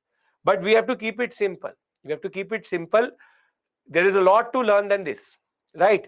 Okay. So what is the code for us? 93, 93. Now, this code you can change as per your purpose. You can change as per your purpose because there are a lot of points. So we keep it simple. 5L transfer. I'll then make it smaller. 5 lakh transfer. Company license and the concept of royal approval and Indian revenue for expense. So now we slow it down or we make it small. 93 5L Parliament company license royal approval Indian revenue for expense, because this is going to change as per your purpose. Too many big words are there. For expense, this is going to be the code. Here you can change it as per what you want to make it. 5 lakh transfer to Parliament, company license, royal approval, Indian revenue for expense. So you can play with it. If you can make a better one, do tell me. No issues with regards to that. But if these three basic points should come in. 5 lakh transfer, company license, royal approval, Indian revenue. 1, 2, 3, 4. Right? Okay. Can't leave the India point. Yeah, Indian revenue point is important. So you play with it. You have 10 minutes to figure it out. If you can figure it out and make it better for yourself, sure. But see, codes where there cannot be very big provisions, it becomes hard. So before we go for a break. Can I presume that these three are totally clear? Yes, Mohammed, you would have to revise, but these are called revision tools. They're actually called revision tools. A lot of you can actually do something like, if you're a working professional, you're going to college, write these codes on a sheet of paper and keep it with you. And throughout the day, just look at it. You can write it on one small piece of paper and you can look at it from time to time. And that is the way you revise day to day. You're sitting in the bus, you're going in the car, you're in the cab. Once checked, do I remember all the provisions? And the point is going to be, there will be a new urge which will come. As soon as you will not remember any provision, you will open the PPT and see which provision you don't remember. That way you will learn very quickly, and that becomes a cycle in that regard. Right? So these are called, see, these are methods of revision. For more than a decade, this is how I've been doing it. This is how I've taught my students to do it. We have learned more complex things in universities vis-a-vis these codes. These are called tricks. These are tricks. You will have to change it for your needs. It cannot be for everybody. You can change it as per your needs, but this is the trick to learn this, right? Because if you will start to learn basic provisions, you will never be able to learn them. You need certain acronyms to learn them generally. Company license points to Indians so that they can trade under the company banner. Okay, great. So 73, 84, GGB plus 4, GGB plus 3, LC, SC, BOC, COD. Think of it as we are in the break. So when we come back, 93 means 1793, 5 lakh transfer to Parliament, company license to Indians to trade under its banner, royal approval for anybody to be appointed, Indian revenue will be paid to the expenses. Okay. So we take a break. I will be back at 7:56. 7:56, and we'll take this story forward. Right? Okay, perfect. See you.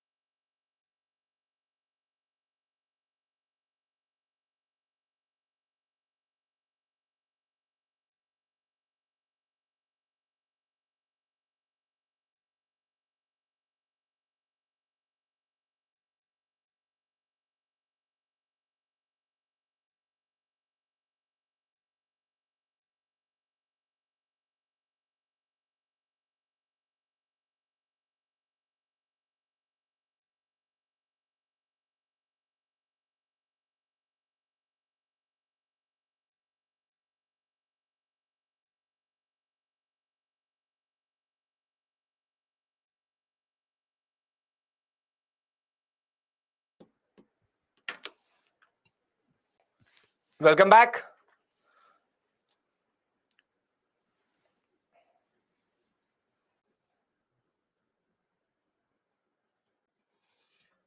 Okay.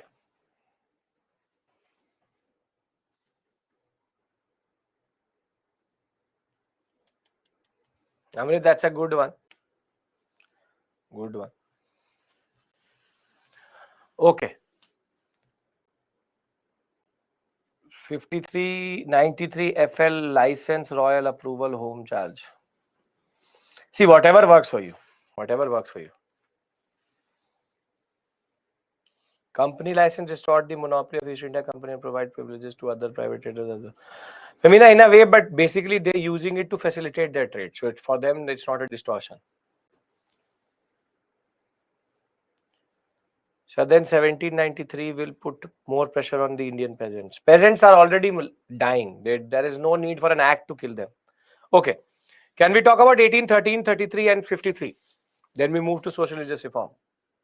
I'll most probably try to give you a small 5-minute break later in the stage if I think that you need it. So don't worry about that, because I know constitutional history becomes a little bit heavy in that sense. Okay. So we move to 1813. 1813 charter.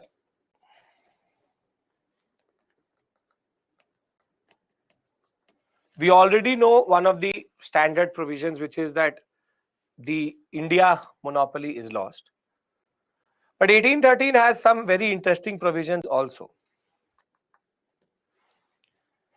First is the fact that India monopoly lost, but China monopoly retained. Second, you already know 1 lakh rupees for education. But a very interesting concept within this whole act was that the dividend percentage was increased. If you see, the company shareholders were now going to be given 10.5%. It used to be 5% previously. Now it was made 10.5% dividend. Can anybody tell me why? Why? Why would they need to increase the dividend? Think of it logically. Because Indian monopoly is gone, so why would you want to invest in the East India Company? So this is a marketing strategy. See, if anybody can trade in India, then what's the point of getting an East India Company share? Now they are saying that we will give you 10.5% dividend out of Indian revenue to shareholders. This was technically to keep East India Company stocks attractive to investors. One more thing which changed in this was missionaries will be allowed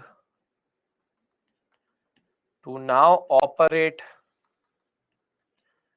in India, wherein previously missionary activity was not allowed, zero missionary activities were allowed. Rather, now missionary activities will be allowed in India. 10.5% dividend, not why will the government give it? Again, don't forget it is a private company.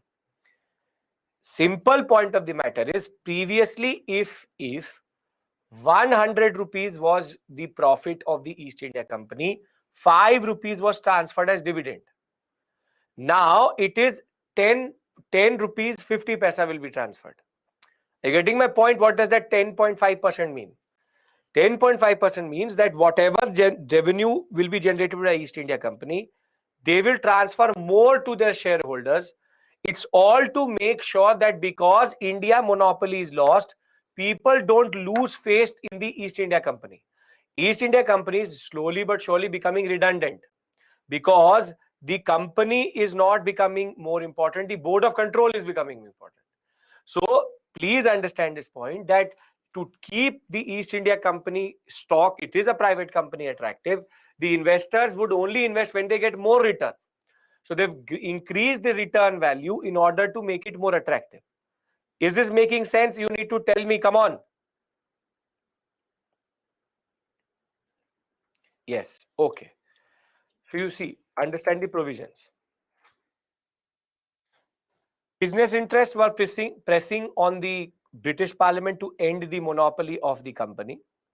When Napoleon will create pressure on the British vis-a-vis the Napoleonic Wars, in 1813, the redressal will be that company's monopoly will be lost in India, but it will retain the China and tea trade monopoly. The company shareholders will be given 10.5% dividend out of the Indian revenue. The company will retain the possessions on territories which they have in India for 20 years without prejudice to the sovereignty of the crown. This means that the crown will not take away your territories. But for the first time, they say that the East India Company holds Indian territories on the behalf of the crown. So for the first time, the constitutional position of the Indian territories has been made clear, that you don't hold these areas as a private area. You hold these areas as a representative of the British crown. So the sovereignty of the crown will not be pushed on the territories. However, you just hold it for the crown. So you can see that it is becoming more and more clear that the government of Britain is becoming more and more interested in India. So the company will retain, but it will retain for 20 more years without prejudice, meaning that right now the crown is not asserting its power. But it means that you are not the ultimate holder of land. You are not the ultimate holder of territory. We are the ultimate holder of territory. Getting my point? That how for the first time they have very simply, explicitly said, you are just a private company which holds territory for us. Very significant point that is. For the first time, they've constitutionally defined the concept of Indian territories. Thereafter, board of control power has been enlarged. 1 lakh rupee for, we already discussed it, for education. Now, even more interesting point. Regulations made by the Madras, Bombay and Calcutta Council or anywhere in India will now be laid before the British Parliament.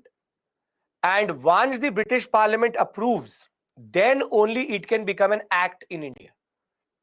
So now the legislative councils in India or the council in India or any law in India cannot be passed without the approval of the British Parliament also. Separate account of commercial transaction and territorial revenue needs to be there. And the superintendence and the power of the board of control again increased more considerably. And Christian missionaries were allowed to operate in India and even preach religion. Now let me make a flow chart. It will make more sense. Tell me one thing, simple. Did this make sense? 50, 60, 70%, whatever it may be.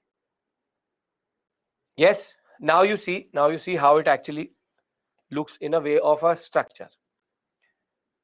So you have board of control, you have court of directors.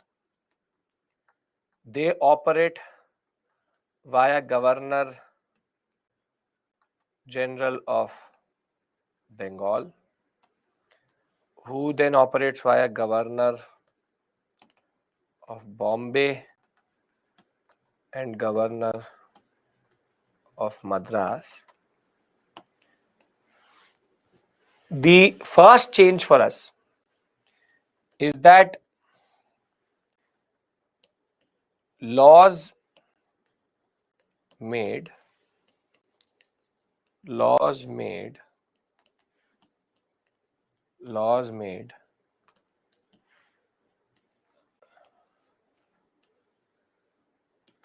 need to go to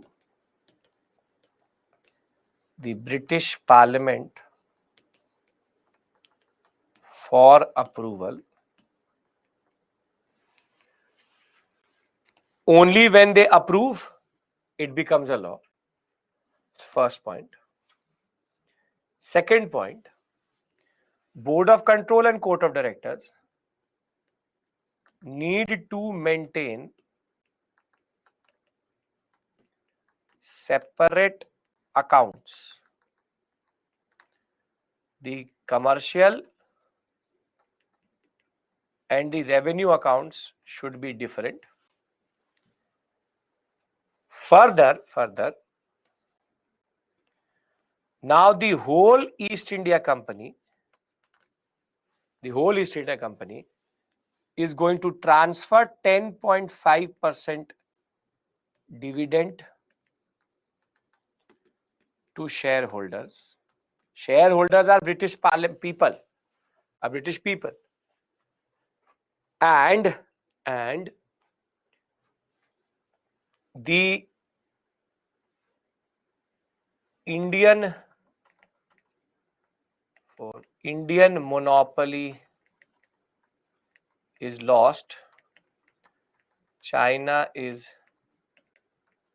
retained. Thereafter, the Governor General, or rather the Board of Control, has sanctioned 1 lakh rupees for education, which will be given to the Governor General of India. And last but not the least, missionaries can operate in India.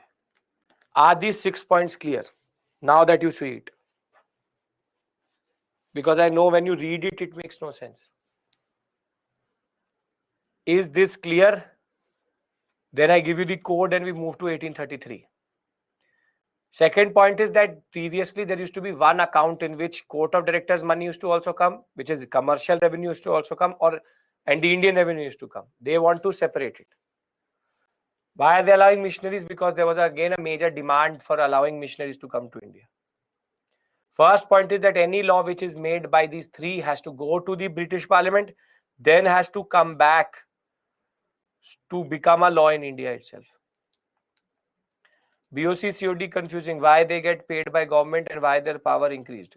They are not paid by government. They are paid by the commercial, the money of the Indian revenue, and they are sitting in England. So any changes will happen here, na. And as it is, Board of Control is more powerful because it has every other function which the COD does not have. So that is the point you need to understand here.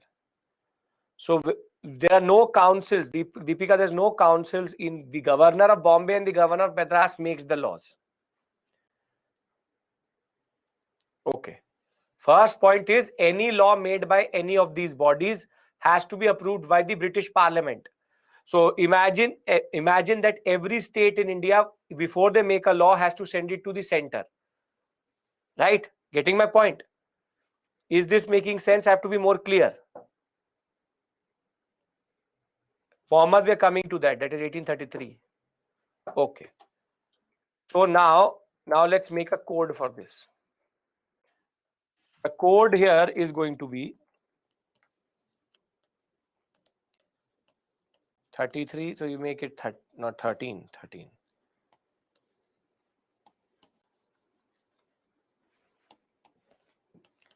13, 10.5.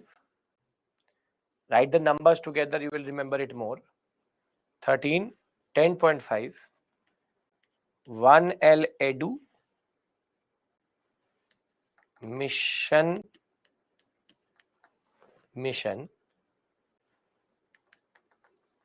Parliament approval.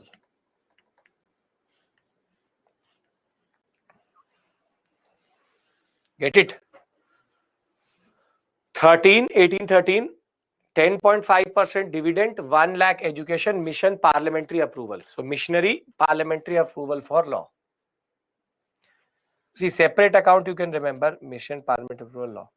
Separate account is a smaller point. If you can remember these 3 basic points or 4 basic points, these are the ones which they will play with.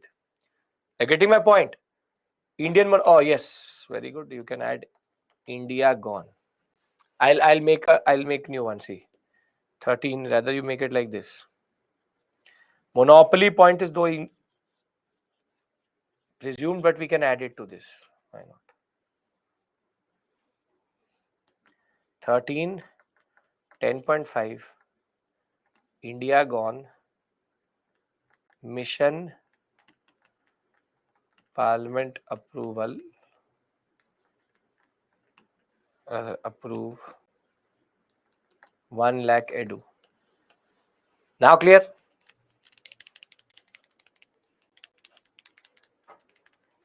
Perfect. Okay. Can I talk about 1833 now? 33 most significant. Yes. Very good. Charter Act 1833. First, as it is, we know China monopoly also gone. China monopoly also gone. Now the most significant. Governor General of Bengal designation changed to Governor General of India. Governor General of India. Further, all power, expenditure, and political authority vested in Governor General of India.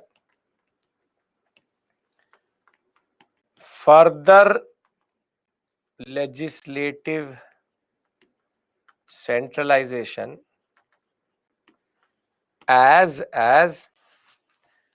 Madras, Bombay, Calcutta governors can only now propose laws.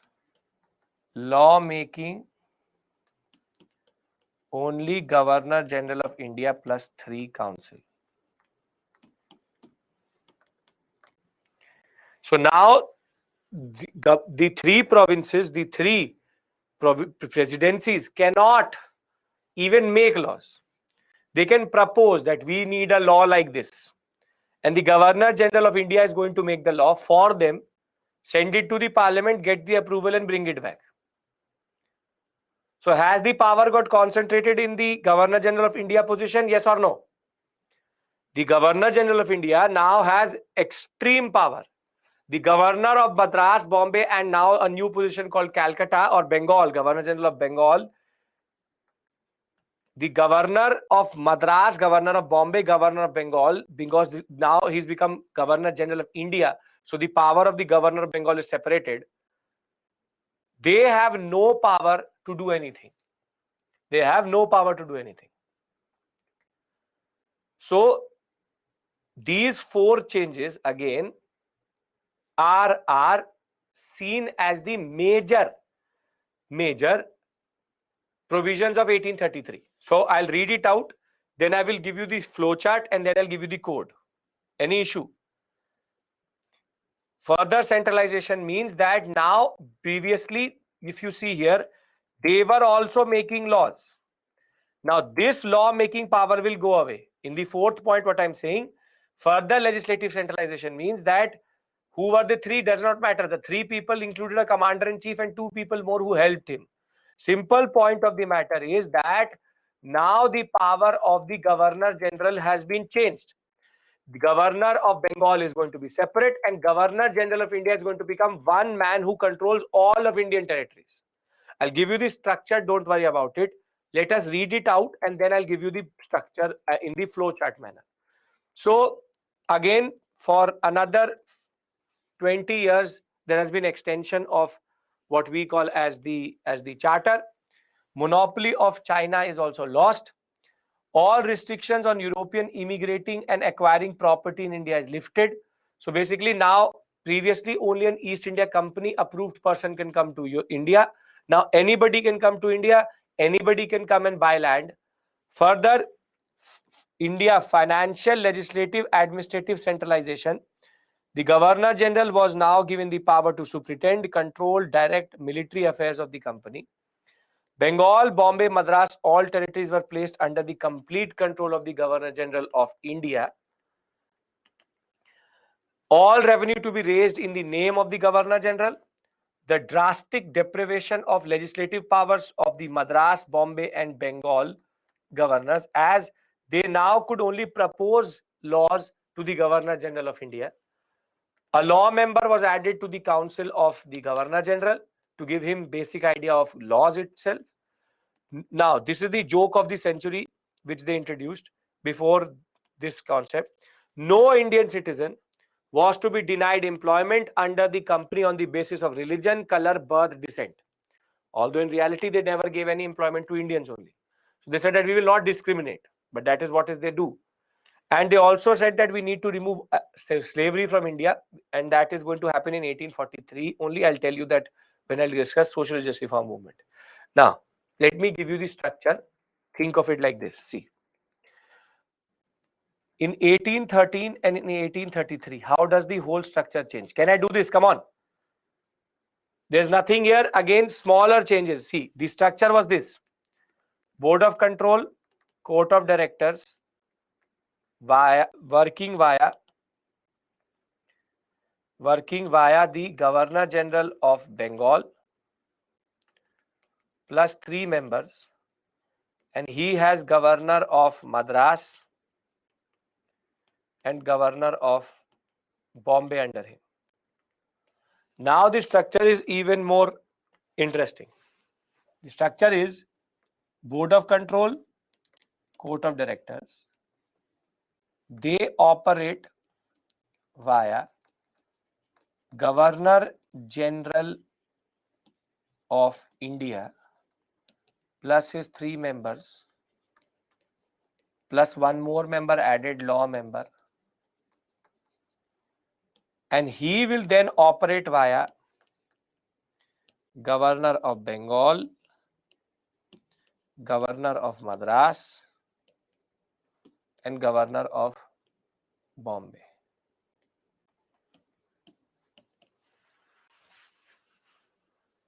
So there is now a new position which has been created so that Bengal has its own governor, and there's a new law member which has been added. But the most important concept is that none of these three, they can only propose laws. Law making happens here only.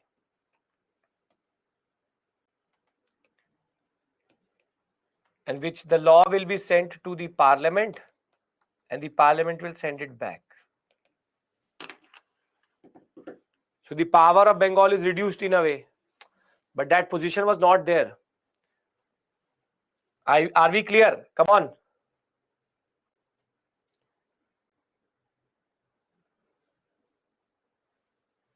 So you understand the basic provisions? Great. Okay. Now, one more left, very simple. What is the code? I'll give you a timeline based summary also to don't worry. Did Calcutta have upper hand in lawmaking? No, nothing at all. Code for 1833. 33, China gone, Governor General of India plus law. legislative centralization increases and Governor General of India power increases. That's it. The arrow means increase in power. China gone, Governor General of India is there, law member, and +3, you already know that. Legislative centralization even further increases, Governor General of power further increases. India had already gone. Separate Governor of Bengal, Chaitanya is implied. Keep the code clean. It should not be a problem, right? Can I move to 53? LC means legislative centralization increases. These are, at least now you're in a position to know what legislative centralization means. Right. Okay. Now, the last is 1853. After it, as it is, 1857 is going to happen, revolt, and the Government of India Act 1858 is going to take over. The East India Company rule will end, the Company Raj will end, and the Crown rule will begin from 1858, which we will discuss after 1857. GGI means Governor of India. So this is the last charter which was ever issued to the British. The first, to the British East India Company. The first interesting aspect is no end date or year mentioned like previously. Previously, it was always mentioned 20 years. So the East India Company could see that the British are going to, as it is, take over. The parliament is as it is going to take over, because there's no specific date which is said that you get privilege for 20 years. Nothing was said. Second, we know open competition in ICS was introduced. This point we already know. But the most interesting development here is the Council of Governor General of India is expanded and legislative and executive functions are separated. Meaning that now he has a legislative council. What is the difference between executive and legislative? ICS means Indian Civil Services. What is the difference between executive and legislative? Legislative are lawmakers. Then what is the job of the executive? Law implementers. Perfect. So the laws are made by legislative council and the executive council implements them. Very great, great. So an executive will be the prime minister, the council of ministers, and legislature would be member of parliament, the parliament itself. Very good. So it's a very simple thing. Code can easily be, for example, 53 open ICS LCEC. Here LC means legislative council, so we can write LEC so that you don't mix it up with legislative. LEC EC. LEC EC. So now please pay attention. We are going to stop our constitutional history here. So this structure, you have to promise me that you will remember. I will revive this whole system in after 1857. So the next 4 days you will remember it, and then we'll keep on changing it as we go on. Once I'm done with this, I will give you a timeline in which I will mark each and every date, and I'll give you the concept of what is the major concept itself, and then we'll take a 5-minute break, and then we'll start social justice reform movement. Acceptable? Acceptable. Okay, very good. So as of 1853, this is the structure of the East India Company. Board of Control, this is the slide to remember. Court of Directors, COD, they sit in England. They operate via the Governor General of India, and thereafter he has three major governors under him: the Governor of Bombay, Governor of Bengal, and Governor of Madras. And the new addition is going to be that he will have two councils under him: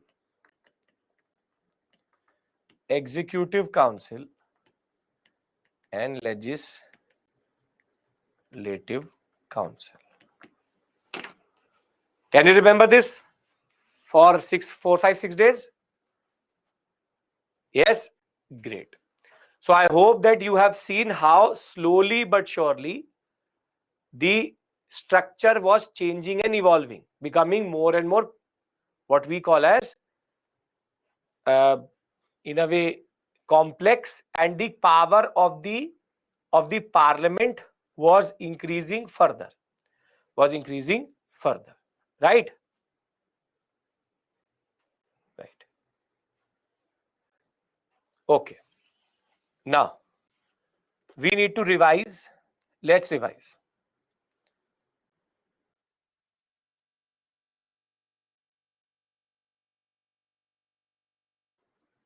Okay.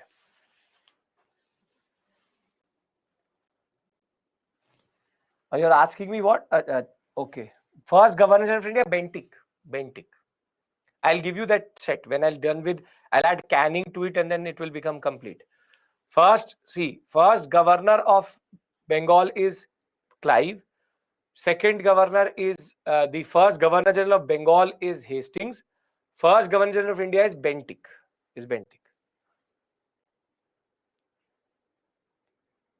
Okay. Now let's revise the whole set. This is what I called a timeline, and I am going to create multiple of these timelines as we go forward.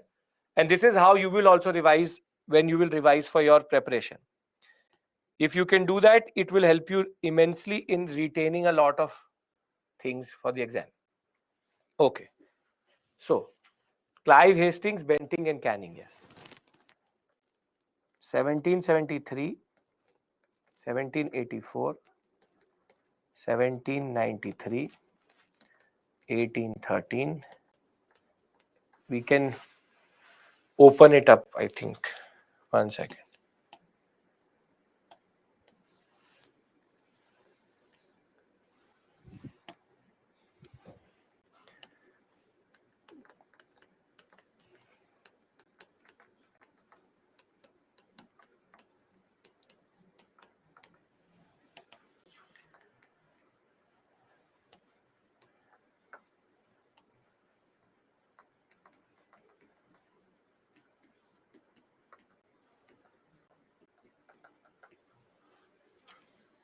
We've already done previous year questions yesterday. I have not done something to cover more.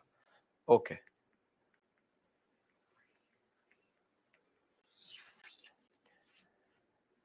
You have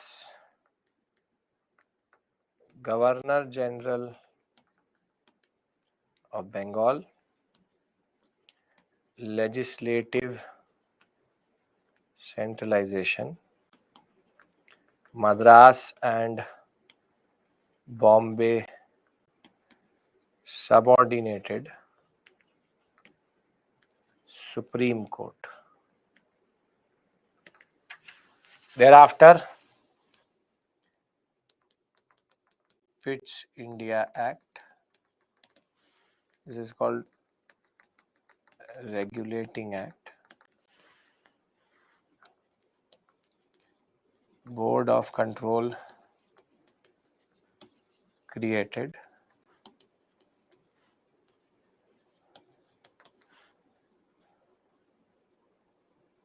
and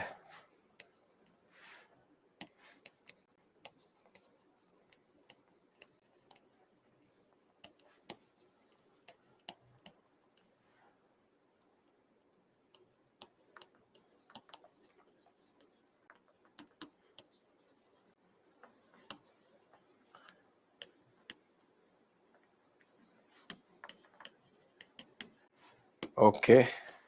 Thereafter, no, I'm not trying to use the code because that is a different type of revision. This is a different type of revision. 1793.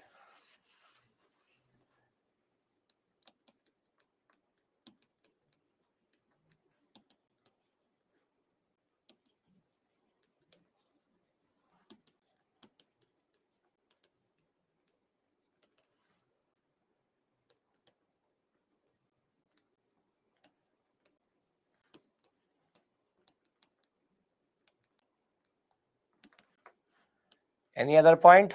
5 lakh pounds. Royal approval for appointment. What is the third point? Come on. Akula 10.5 is 1813, not 1750, 1790.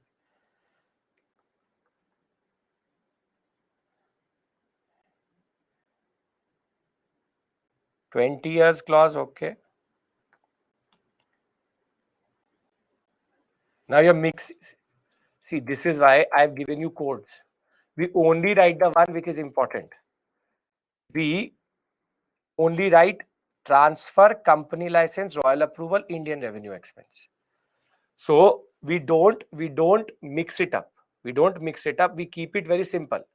So we have already written appointment. We've written cannot leave 5 lakh. Thereafter license we will add and revenue. That's it. Perfect.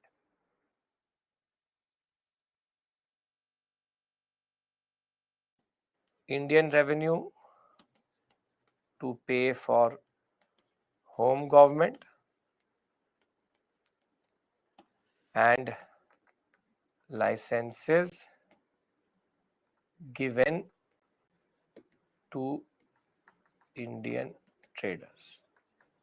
Now it's complete because there are multiple smaller points. We don't. So for example, the permission clause is okay. If you write it okay, you know it okay.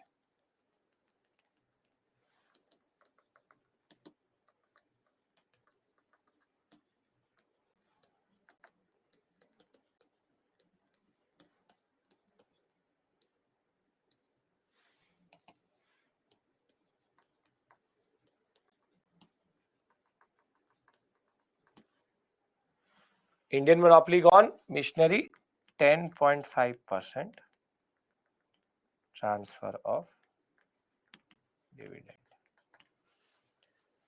So then comes 1833. 1833 need parliamentary approval for laws. Now, China monopoly gone. Governor General of India, legislative centralization, Governor of Bengal, Bombay, Madras can only propose laws. Governor General power increased. Open competition, ICS, Legislative Council, Executive Council. Law member. Now clear, everybody? Come on. You can remember these dates: 1773, 84, 93, 13, 33, 53. And I've given you 6 codes, and I've given you this form of revision. so that everything should be perfectly clear. And I hope that is the case. Yes. So you will remember the structure and you will remember this basic point. No renewal date, these small points are things. So this is how you revise, this is how you learn, this is how you keep it simple.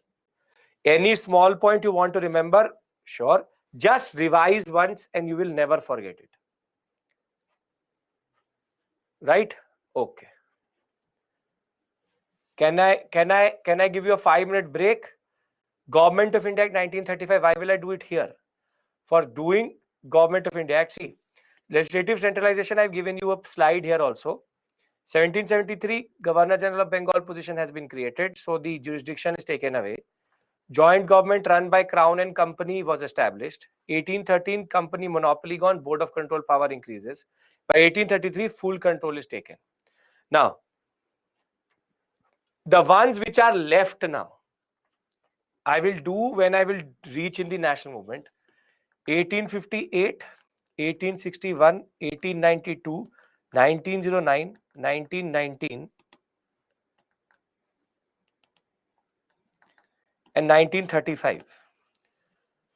Government of India Act 1858, Indian Council Act, Morlamento Reform, Montague Chelmsford, and Government of India Act 1935.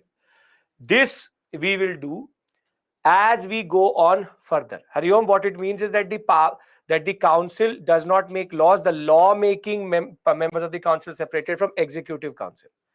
So very simply, there's no act in 1885, that is the formation of the INC.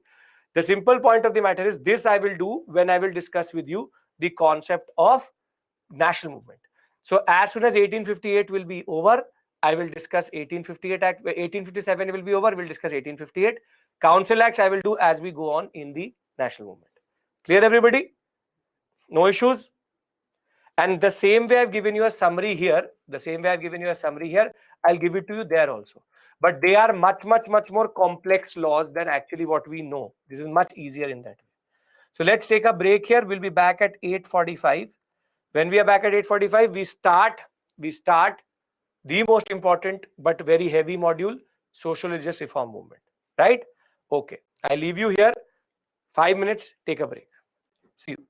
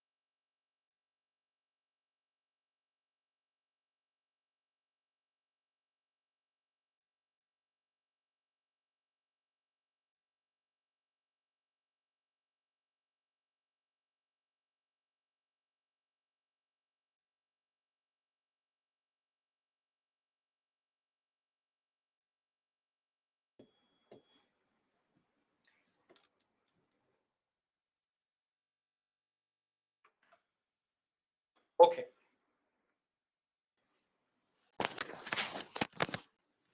Thank you, Shri. That is why we are here for that. We are here for that only. Okay. Welcome back. Now,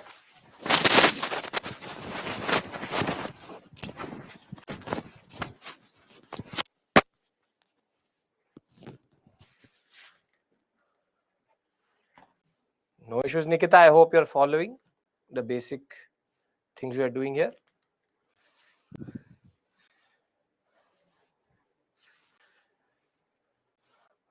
Now, we start socio-religious reform movement. Now, this is basically two classes, and there are three parts to this story. One is called legislative reform, and thereafter it is called revivalists or reformists. There are basically three parts to it, and today we'll try to complete the legislative reform part, small part. But I have already given you a disclaimer, and I'm saying it again very simply. This is one of the heavier modules because of facts. But my basic request to you is going to be, please don't judge this area or think of it as representative of what we call as history itself. There are three modules like this. You just have to take the pain and move on. We can't do anything here. There is no scope. I will tell you what to do with the information, but you just have to bear the pain. So, social justice reform movement, tribal and peasant are very fact-heavy sections. And more than that, out of this area, one question has come previously. So, it's not that UPSC is asking too many questions also. But it's a very important part of our history. So, therefore, we have to understand it. So, we keep it simple. Exam purpose. Don't get bogged down here. Right? Can we agree to this? Okay, great. Now, what is the context? How does social justice reform movement come through? So, if you remember,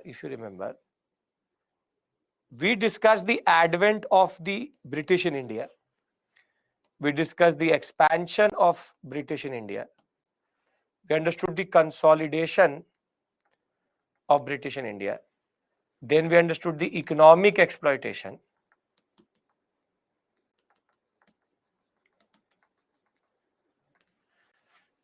But I told you that they were, in a way, justifying their rule, what is called through the white man's burden.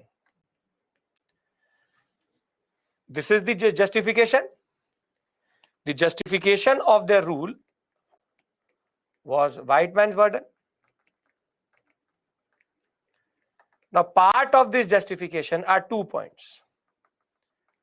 Education policy and socio-religious reform. See, by arguing that we are educating Indians,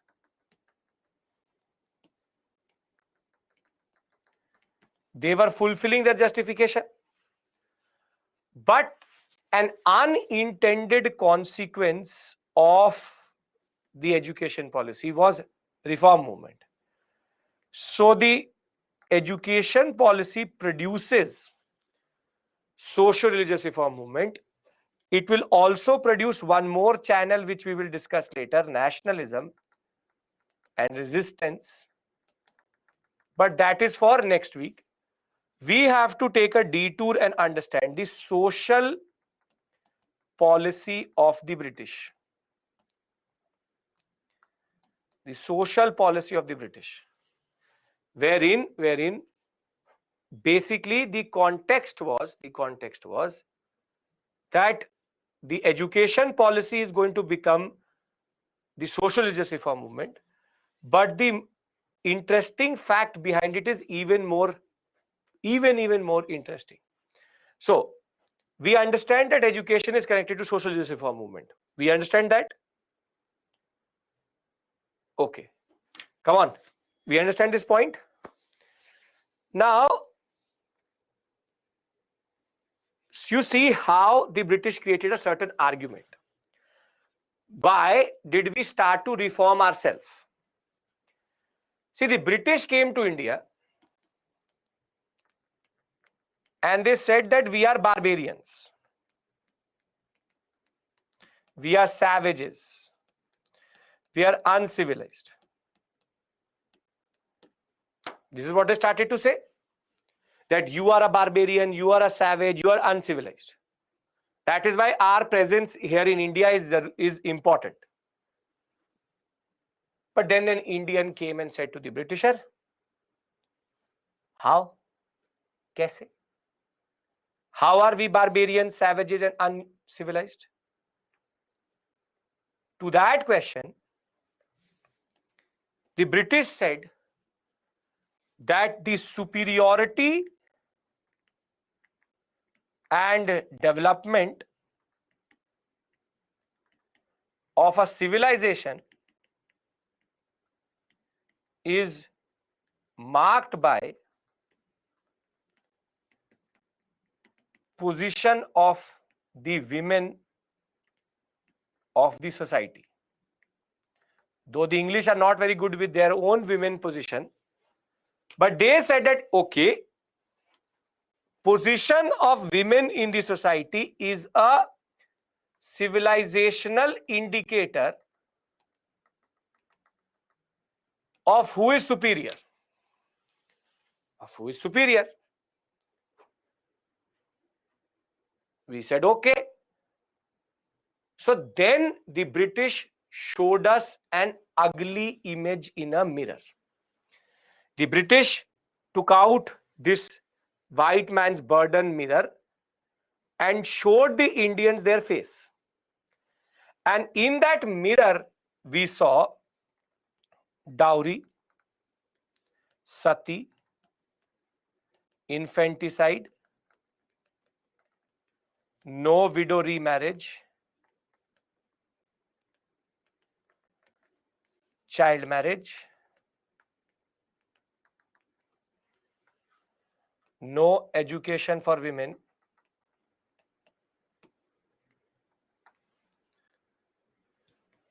no property to women,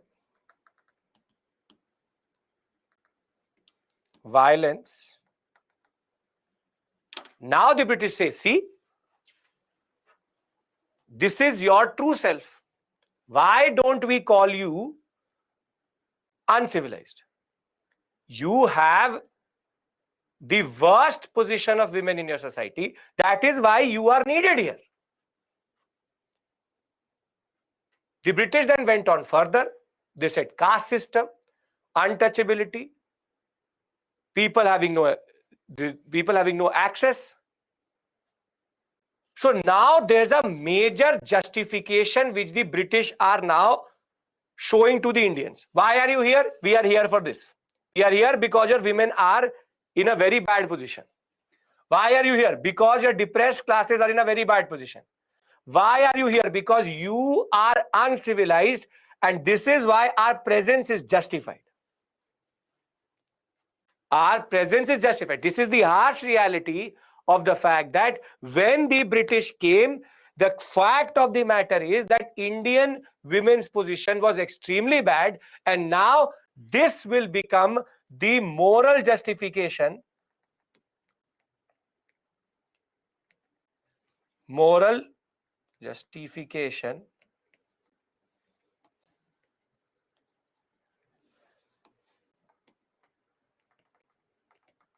for being in India. So, when the missionaries will start to ridicule Indian culture, they will say your culture is unique, Your culture is superior.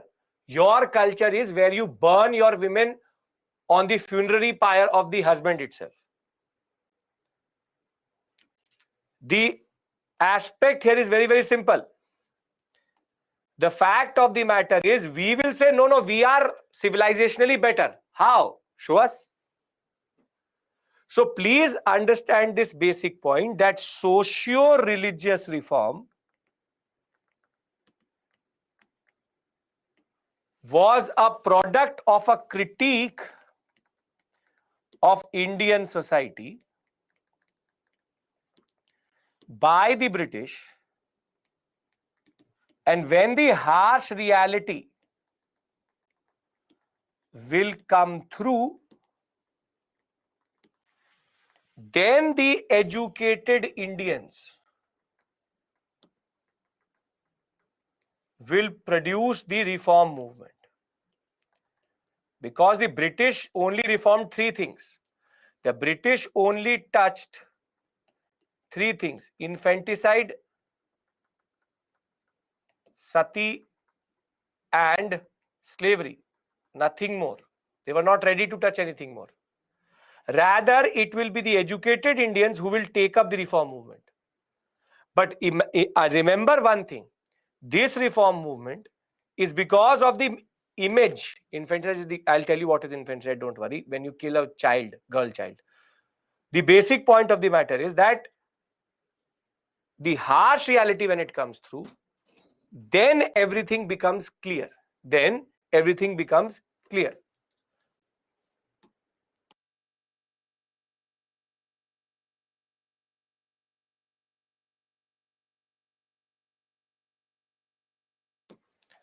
Okay, so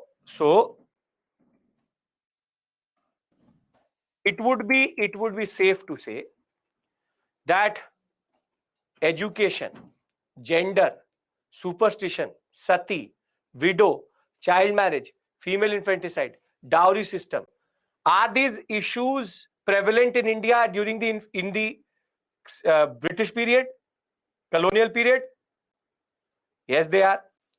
Can we argue that our depressed classes have untouchability issues, exploitation, lack of education, poverty, no access to pilgrimage sites, no social mobility, which is to go up in the social ranks, and have worst impact when it comes to any form of disasters? We are very clear that this is not something which the British made up. The British did not make up this concept. They were extremely correct with regards to this concept, that the Indian society was plagued by multiple issues, and therefore somehow we gave them this basic definition or this basic moral justification to become our masters. So the British used two things as moral justification: fact that they need to be educated, and second, look at their women. Look at the position of the women. Don't you think that a civilized civilization will never kill a unarmed, innocent girl child by starvation? As much as we don't want to accept it, some of these issues still persist. Dowry still persists. Infanticide and foeticide still persist. Widow remarriage is still an issue in India. Access to women to education is again an issue in India.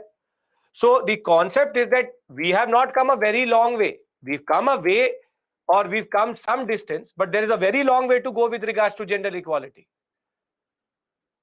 So the aspect here is, when I talk about the context, how did the social justice reform movement come through? I need to discuss this very simple merry-go-round with you. This very important simple merry-go-round with you. The fact is that the concept is very simple.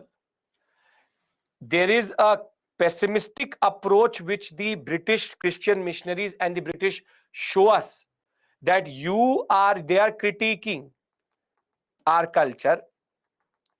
When they are critiquing our culture, we show that there is a opposition to the Western culture because you yourself are barbarian.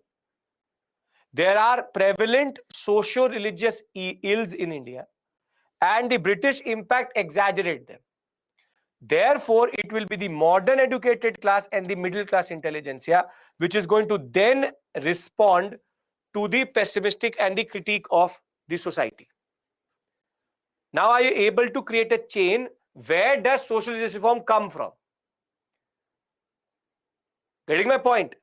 It's not random. It was a justification which the British used for a very long time.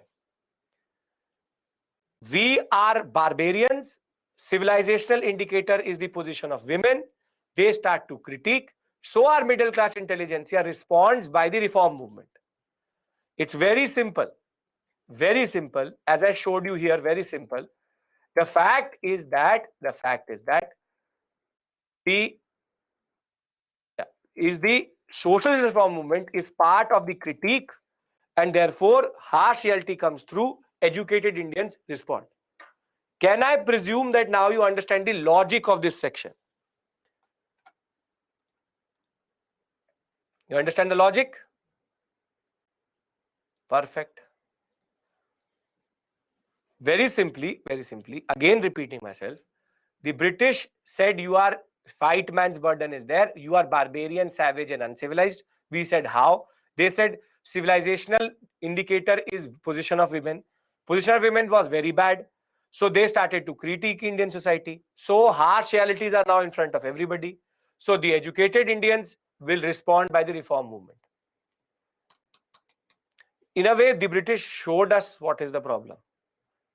Opposition to Western culture is Bhardwaj, we were resisting Western culture. So the British said that why are you resisting Western culture when our culture is superior to you? Okay, now we've agreed to these issues also. Now we know. Can I now go into the topic itself? 20-25 minutes discussion, very easy but very interesting. Okay. Now we know that there is this harsh realities. And now the British can see them. The British can see them. But there are two different camps within the British. One the Anglicans, other the Orientalists. Would the Orientalists say change things? No. They did not want to change anything. So do not intervene. On the other hand, Anglicans will say change and intervene. Change and intervene. And that is why the Orientalists did not want to intervene in the story, whilst the utilitarian said that greatest good of greatest number, maximum good of maximum number should happen. So we should be doing reform. We should be doing reform. So the British itself are not very, very clear, themselves are not very, very clear that should they intervene or not. They have shown us the mirror with everything written on it, but they were themselves not ready to do anything. So please try to understand this point. Social justice reform movement is two parts. One is what was done by the Indians, one is what was done by the British. We are right now understanding the British one. And on Monday, we will discuss what we did. The basic point is, when I say Orientalism, I hope you remember what it is. Orientalism is the school or the philosophy of rule where they don't want opposition, they don't want resistance. So they say don't change anything. On the other hand, utilitarians say maximum good of maximum number. Jeremy Benthamite utilitarianism says we have to change things. And by changing it, we can also show to the Indians that you are useless. So three things I'm going to ask you. Why social justice reform movement, harsh realities, and the debate within the within the government? Are these 3 points clear? Because two of them we've already discussed. We all can agree that India has problems. We all can agree that we gave the British an opportunity to criticize us.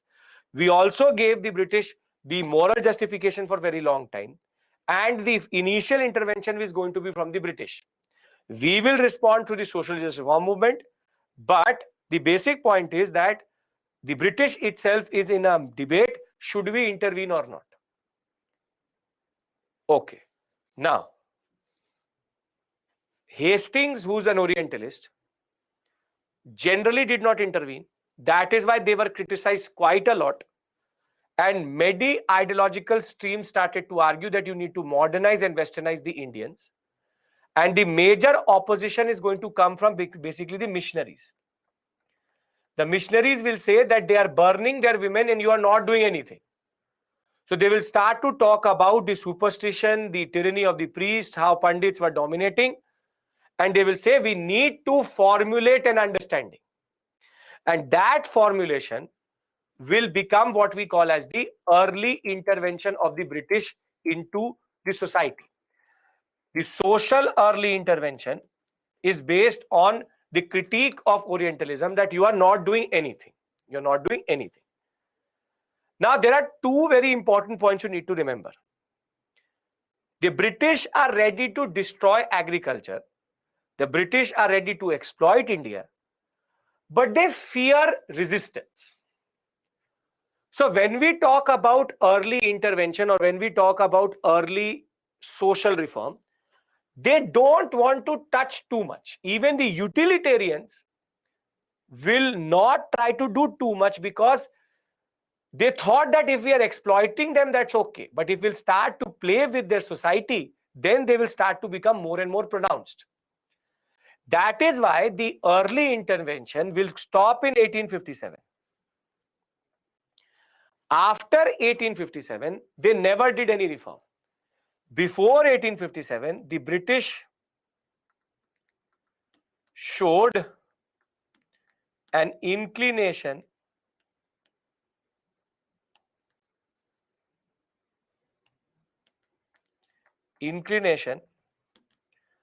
to reform. But after 1857, no intervention in social. Because in the mind of the Britisher, 1857 was linked to social change. And I will show it to you. When I'll discuss the causes of the 1857 revolt, I will tell you, in the mind of the Britisher, 1857 was because we did too much social reform. And that is why major reforms never came from British. Major reforms came from us, where we wanted to take away the moral justification which the British had. But the British themselves will very cautiously touch these issues. So what have we done till this point? We've understood the concept of social justice reform movement. We've understood where does this concept come from. We've understood why the British did not touch it initially, and how now we are trying to understand that why would the British not touch anything after 1857. These 4 points are clear. They are? Yes, very good. Now comes their first intervention. The first intervention of the British was basically infanticide. By God's grace at that point of time, India did not have ultrasounds. Therefore, there was no forticide. Infanticide means, forticide and infanticide are same thing but in two forms. Forticide means that when you kill the girl child in the womb itself, for that you need to have ultrasounds to understand the gender of the child. And the second is when you kill the child when it is born. In India, because of the dowry system and as it is, we have created certain images where women are considered burdens. Girl childs were killed after death, were killed after birth. So either they were killed through starvation or poisoning, but in India, it was extremely common for girl child to be killed by their parents because they were seen as problematic part of the society. So forticide and infanticide equally worse, but infanticide even worse. Because we imagine killing a child because of its gender. This is the level of problematic psyche we had at this point of time. Until today we have. Let's not blame the 1800 Indian. We are the same. So forticide is before birth, birth, and infanticide after birth. And the first intervention came from Jonathan Duncan, who tried to even compensate people who were trying to kill their girl child by saying that don't kill it. We will pay for the upbringing of that child. William Carey and Jonathan Duncan technically played an important role in creating a lot of what we call as awareness about this. And even William Carey went to the pundits and asked that, is this practice religious? And when the pundits said, no, it is not religious, then there was a regulation which came in 1802, which actually made infanticide a crime, It became a criminal offense. But what is actually problematic are two things. The British always checked if the practice was religious or not, because they did not want to change religion. But the bigger problem is, as of 1802, the British are not in a lot of parts of India. So this has a very limited impact. Very limited impact. Extremely limited impact. Very limited impact. So the public response is that the traditional social custom was suppressed by the government. The British thought that there will be opposition, but it was only effective in Bengal region, so did not affect a lot of people itself. Opposition was not there. Because it was not a practice which was limited to Bengal, the abolition was not enforceable across India. So the British did try, but the problem is that the British did not control a lot of parts of India. And even as much as in Bengal, it was made a criminal offense. In other parts of India, it was still prevalent. But why are we discussing it? Because here the British acted brave. Because they always feared rebellion. So they did not want to touch anything which would entice rebellion. So when we talk about legislative reform, the first reform which they brought in, why do we call it legislative? Because it is based on British laws. So it's called legislative reform. So this is the first intervention. The next intervention is going to be in the most significant, sati. Now what is sati? Sati is the act, barbaric, unacceptable, unjustifiable act of asking a woman who's a widow to self-immolate or burn herself alive on the funerary pyre of the husband. And this was a practice which was there across India. Why the practice is absent, Gorli? Why is it only available in, why is it only enforceable in Bengal? Because British only control Bengal. Now, sati is one of the worst acts which can be done. There is no justification. There cannot be a justification. And if there is a justification, I don't want to hear it with regards to sati. Sati as an act is unacceptable. Even if our scriptures say it, whatever says it, sati cannot be acceptable at any point of time in Indian history. It's related to this period of 8th, 9th century CE, which is basically the post-Gupta period that we see this concept emerges. Some sick man, some disgusted personality would have come up with this concept of asking the wife. And the ironical part is the husband can remarry. He does not self-immolate himself on the funerary pyre of the wife, but only the wife has to. So in the examination, and never in your life, be on the side of justifying sati. Because if there is a justification for sati, then your mind is also problematic. Sati cannot be justified, voluntary, involuntary, this, that, whatever you say. Sati is not acceptable. Sati will never be acceptable. It is the darkest chapter of gendered history in India. So, a lot of students, a lot of teachers on a lot of different platforms will quote this concept that women are doing it voluntarily. You think that they're doing it voluntarily. Somebody wants to kill themselves voluntarily. So by saying that it is voluntary, you are trying to justify it, and there is no justification for it. It's a totally wrong practice and had to go. Had to go. So if there is somebody who's trying to do something or giving you any form of misinformation with regards to sati, does not matter. Simple point is, in an interview, in the examination, anywhere, it is not an acceptable concept, be it whatever text, man, person says about it. Are we clear with regards to sati that it is not acceptable? So there is no justification, because a lot of students ask me, where is the origin? Where is it written? Why do we need to know? Wherever its origin is, it's wrong. Wherever is it written? Ironically, it's not even written anywhere. It was a random patriarchal concept introduced. So it's a Hinduistic practice which needed to go very quickly but was persisting for hundreds of years. Now, when it came to sati, the first person who actually tried to change it is not a Britisher.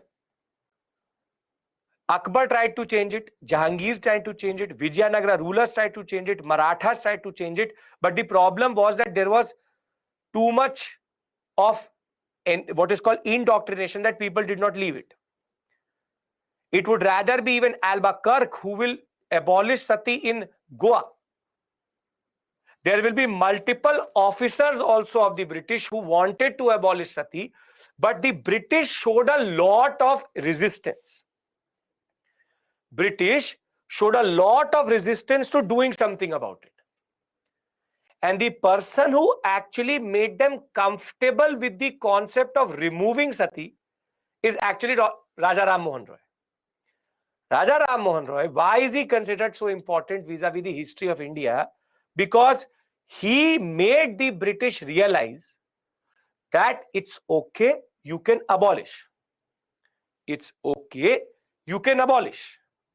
And there will be no opposition, because the British were not ready to abolish only. Because they thought it was a religious practice, so therefore people will start to burn the British only. Is it correct to abolish traditional practice? Yes, it is correct. If the traditional practice is to put your wife on a fire and burn her, yes. So don't give me this type of an argument. That is it a traditional practice? Can the British? Yes. Yes. The simple point of the matter is yes. Perfect. If they are intervening to stop small children, girl child to be poisoned, yes. So don't give me this patriarchal Hinduistic notion that how can they touch a traditional practice? Yes, they did it. The very simple point of the matter is an unacceptable practice. So traditional practice should be touched. Yes, it should be touched. Something which is wrong, be it any type of practice. And traditions are made by us. They don't come from the sky. So you and me make traditions. And if our tradition is to burn women, then burn men also then. Then it would become, then don't touch traditional practice. This is not the way you answer for a UPSC interview. Never do that. They will literally burn you in the interview. Don't try to justify things which are unjustifiable.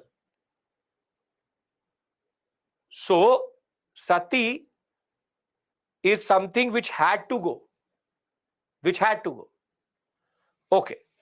So, origin 5th to 9th century CE, prevalent among all castes in all three presidencies. Self-immolation of the widow on the funerary pyre of her husband is the concept. Since 16th century only, there were multiple interventions wherein Indian rulers including Akbar, Jahangir, Guru Amar Das, Maratha chief Ahilya Bhai, the Peshwas, king of Tanjore, the Portuguese, all tried to remove this practice. In 1789, Brooke, who was a collector of Shabad, he tried to disallow sati. In 1795, Colebrook, who was a judge and later will become the head of the Sadar Diwani Adalat, he will try to demonstrate that this practice had nothing to do with the Vedas. He will literally read out the Vedas to the Indians and say, see, your Upanishads and Vedas don't say about sati. So the Britishers were desperately trying, and missionaries were, as it is, trying to use sati as a point of saying that India needs to change. Thereafter, in 1797, the Midnapur district magistrate will stop burning a child widow. Girl child being burnt on the funerary pyre of her child husband. 1805, Wellesley conducted a court inquiry and found that sati was widely practiced, and this is where things will become problematic. Any measure to abolish it could create dissatisfaction. It is here that basically the British now start to get cold feet or start to develop a fear. And that fear was that if we do something, maybe they will resist. But it is only after 1818 when Raja Ram Mohan Roy will make them comfortable with the concept that yes, sati can be abolished, people will not fight, please abolish sati. And in 1819 and 21, Supreme Court will say to the officers to abolish sati as quickly as possible. And the mandate finally will come in 1829 from the Court of Directors along with the Board of Control that Benedict can go ahead, and through the Regulation 17 of 1829, sati was deemed as a revolting practice to human nature. It became a criminal offense, and all government servants were accountable if sati is practiced in their area. Now again, the problem is enforceability. The British did their part, but the enforceability of this act was a problem. How much can you actually enforce it? Right? So sati gives us a story, and this is the last slavery, and then we'll end for today. Sati gives us a story of how the British were a little bit very nervous vis-a-vis social reform, and that is why people like Raja Ram Mohan Roy, Derozio, Swami Vivekanand, and Dayanand Saraswati will have to take it in their own hands to change India. Make sense? Gorley, their intention is to not spread Christianity. Now, don't talk like again. Intention is to really abolish sati, is not to spread. There was never any plan of the British to convert anybody in India as a government policy, because the Mughals also knew it and the British also knew it. Conversion, mass conversion would only have led to literally burning of these two. So they never touched anybody. It was about purely social intervention. So as I know you can't trust the British, but here the intention is totally different. Right? Can we discuss slavery and then we'll end for today? Great. Perfect. Now, last but not the least is slavery. See, when you will do ancient and medieval with me, I will tell you that slavery is something which was there in India since 1500 BC, within a Vedic period itself, called the Dasa-Dasi tradition. But in India, slavery was not based on how we think of black slavery. Black slavery is basically how you take the African out of Africa, take him to America, then literally beat him up, kill him possible to get what you want. Black slavery is considered one of the worst slavery in the world. But we have a little bit of a modified bonded labor concept. I am indebted to you, so therefore I will work for you for free. So in India, slavery, Dasa-Dasi tradition, slavery was based on the concept that you go to a restaurant and you eat a lot. Bill comes out of to 5,000. Then you remember that you don't have your purse. So then slavery is how they make you wash the utensils to pay off that 5,000 is basically bonded labor slavery concept. That it's basically debt-based slavery rather than social-based proper slavery in that regard. That's a, Ilyas will talk about that. That's a separate issue altogether.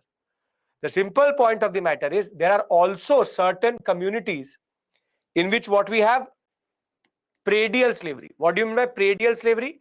Predial slavery means that you would have seen very, very wealthy people work in the temple for free to get ritualistic merit. You would have seen very wealthy people doing brooming and technically working for the temple for free. That is called predial slavery, in a way that you work for ritualistic merit or for the benefit of the land. So some people used to work on the land so as to pray to the gods for fertility. So in a way, there is a lot of complex situations vis-a-vis. In India, slavery was not a very clear-cut concept.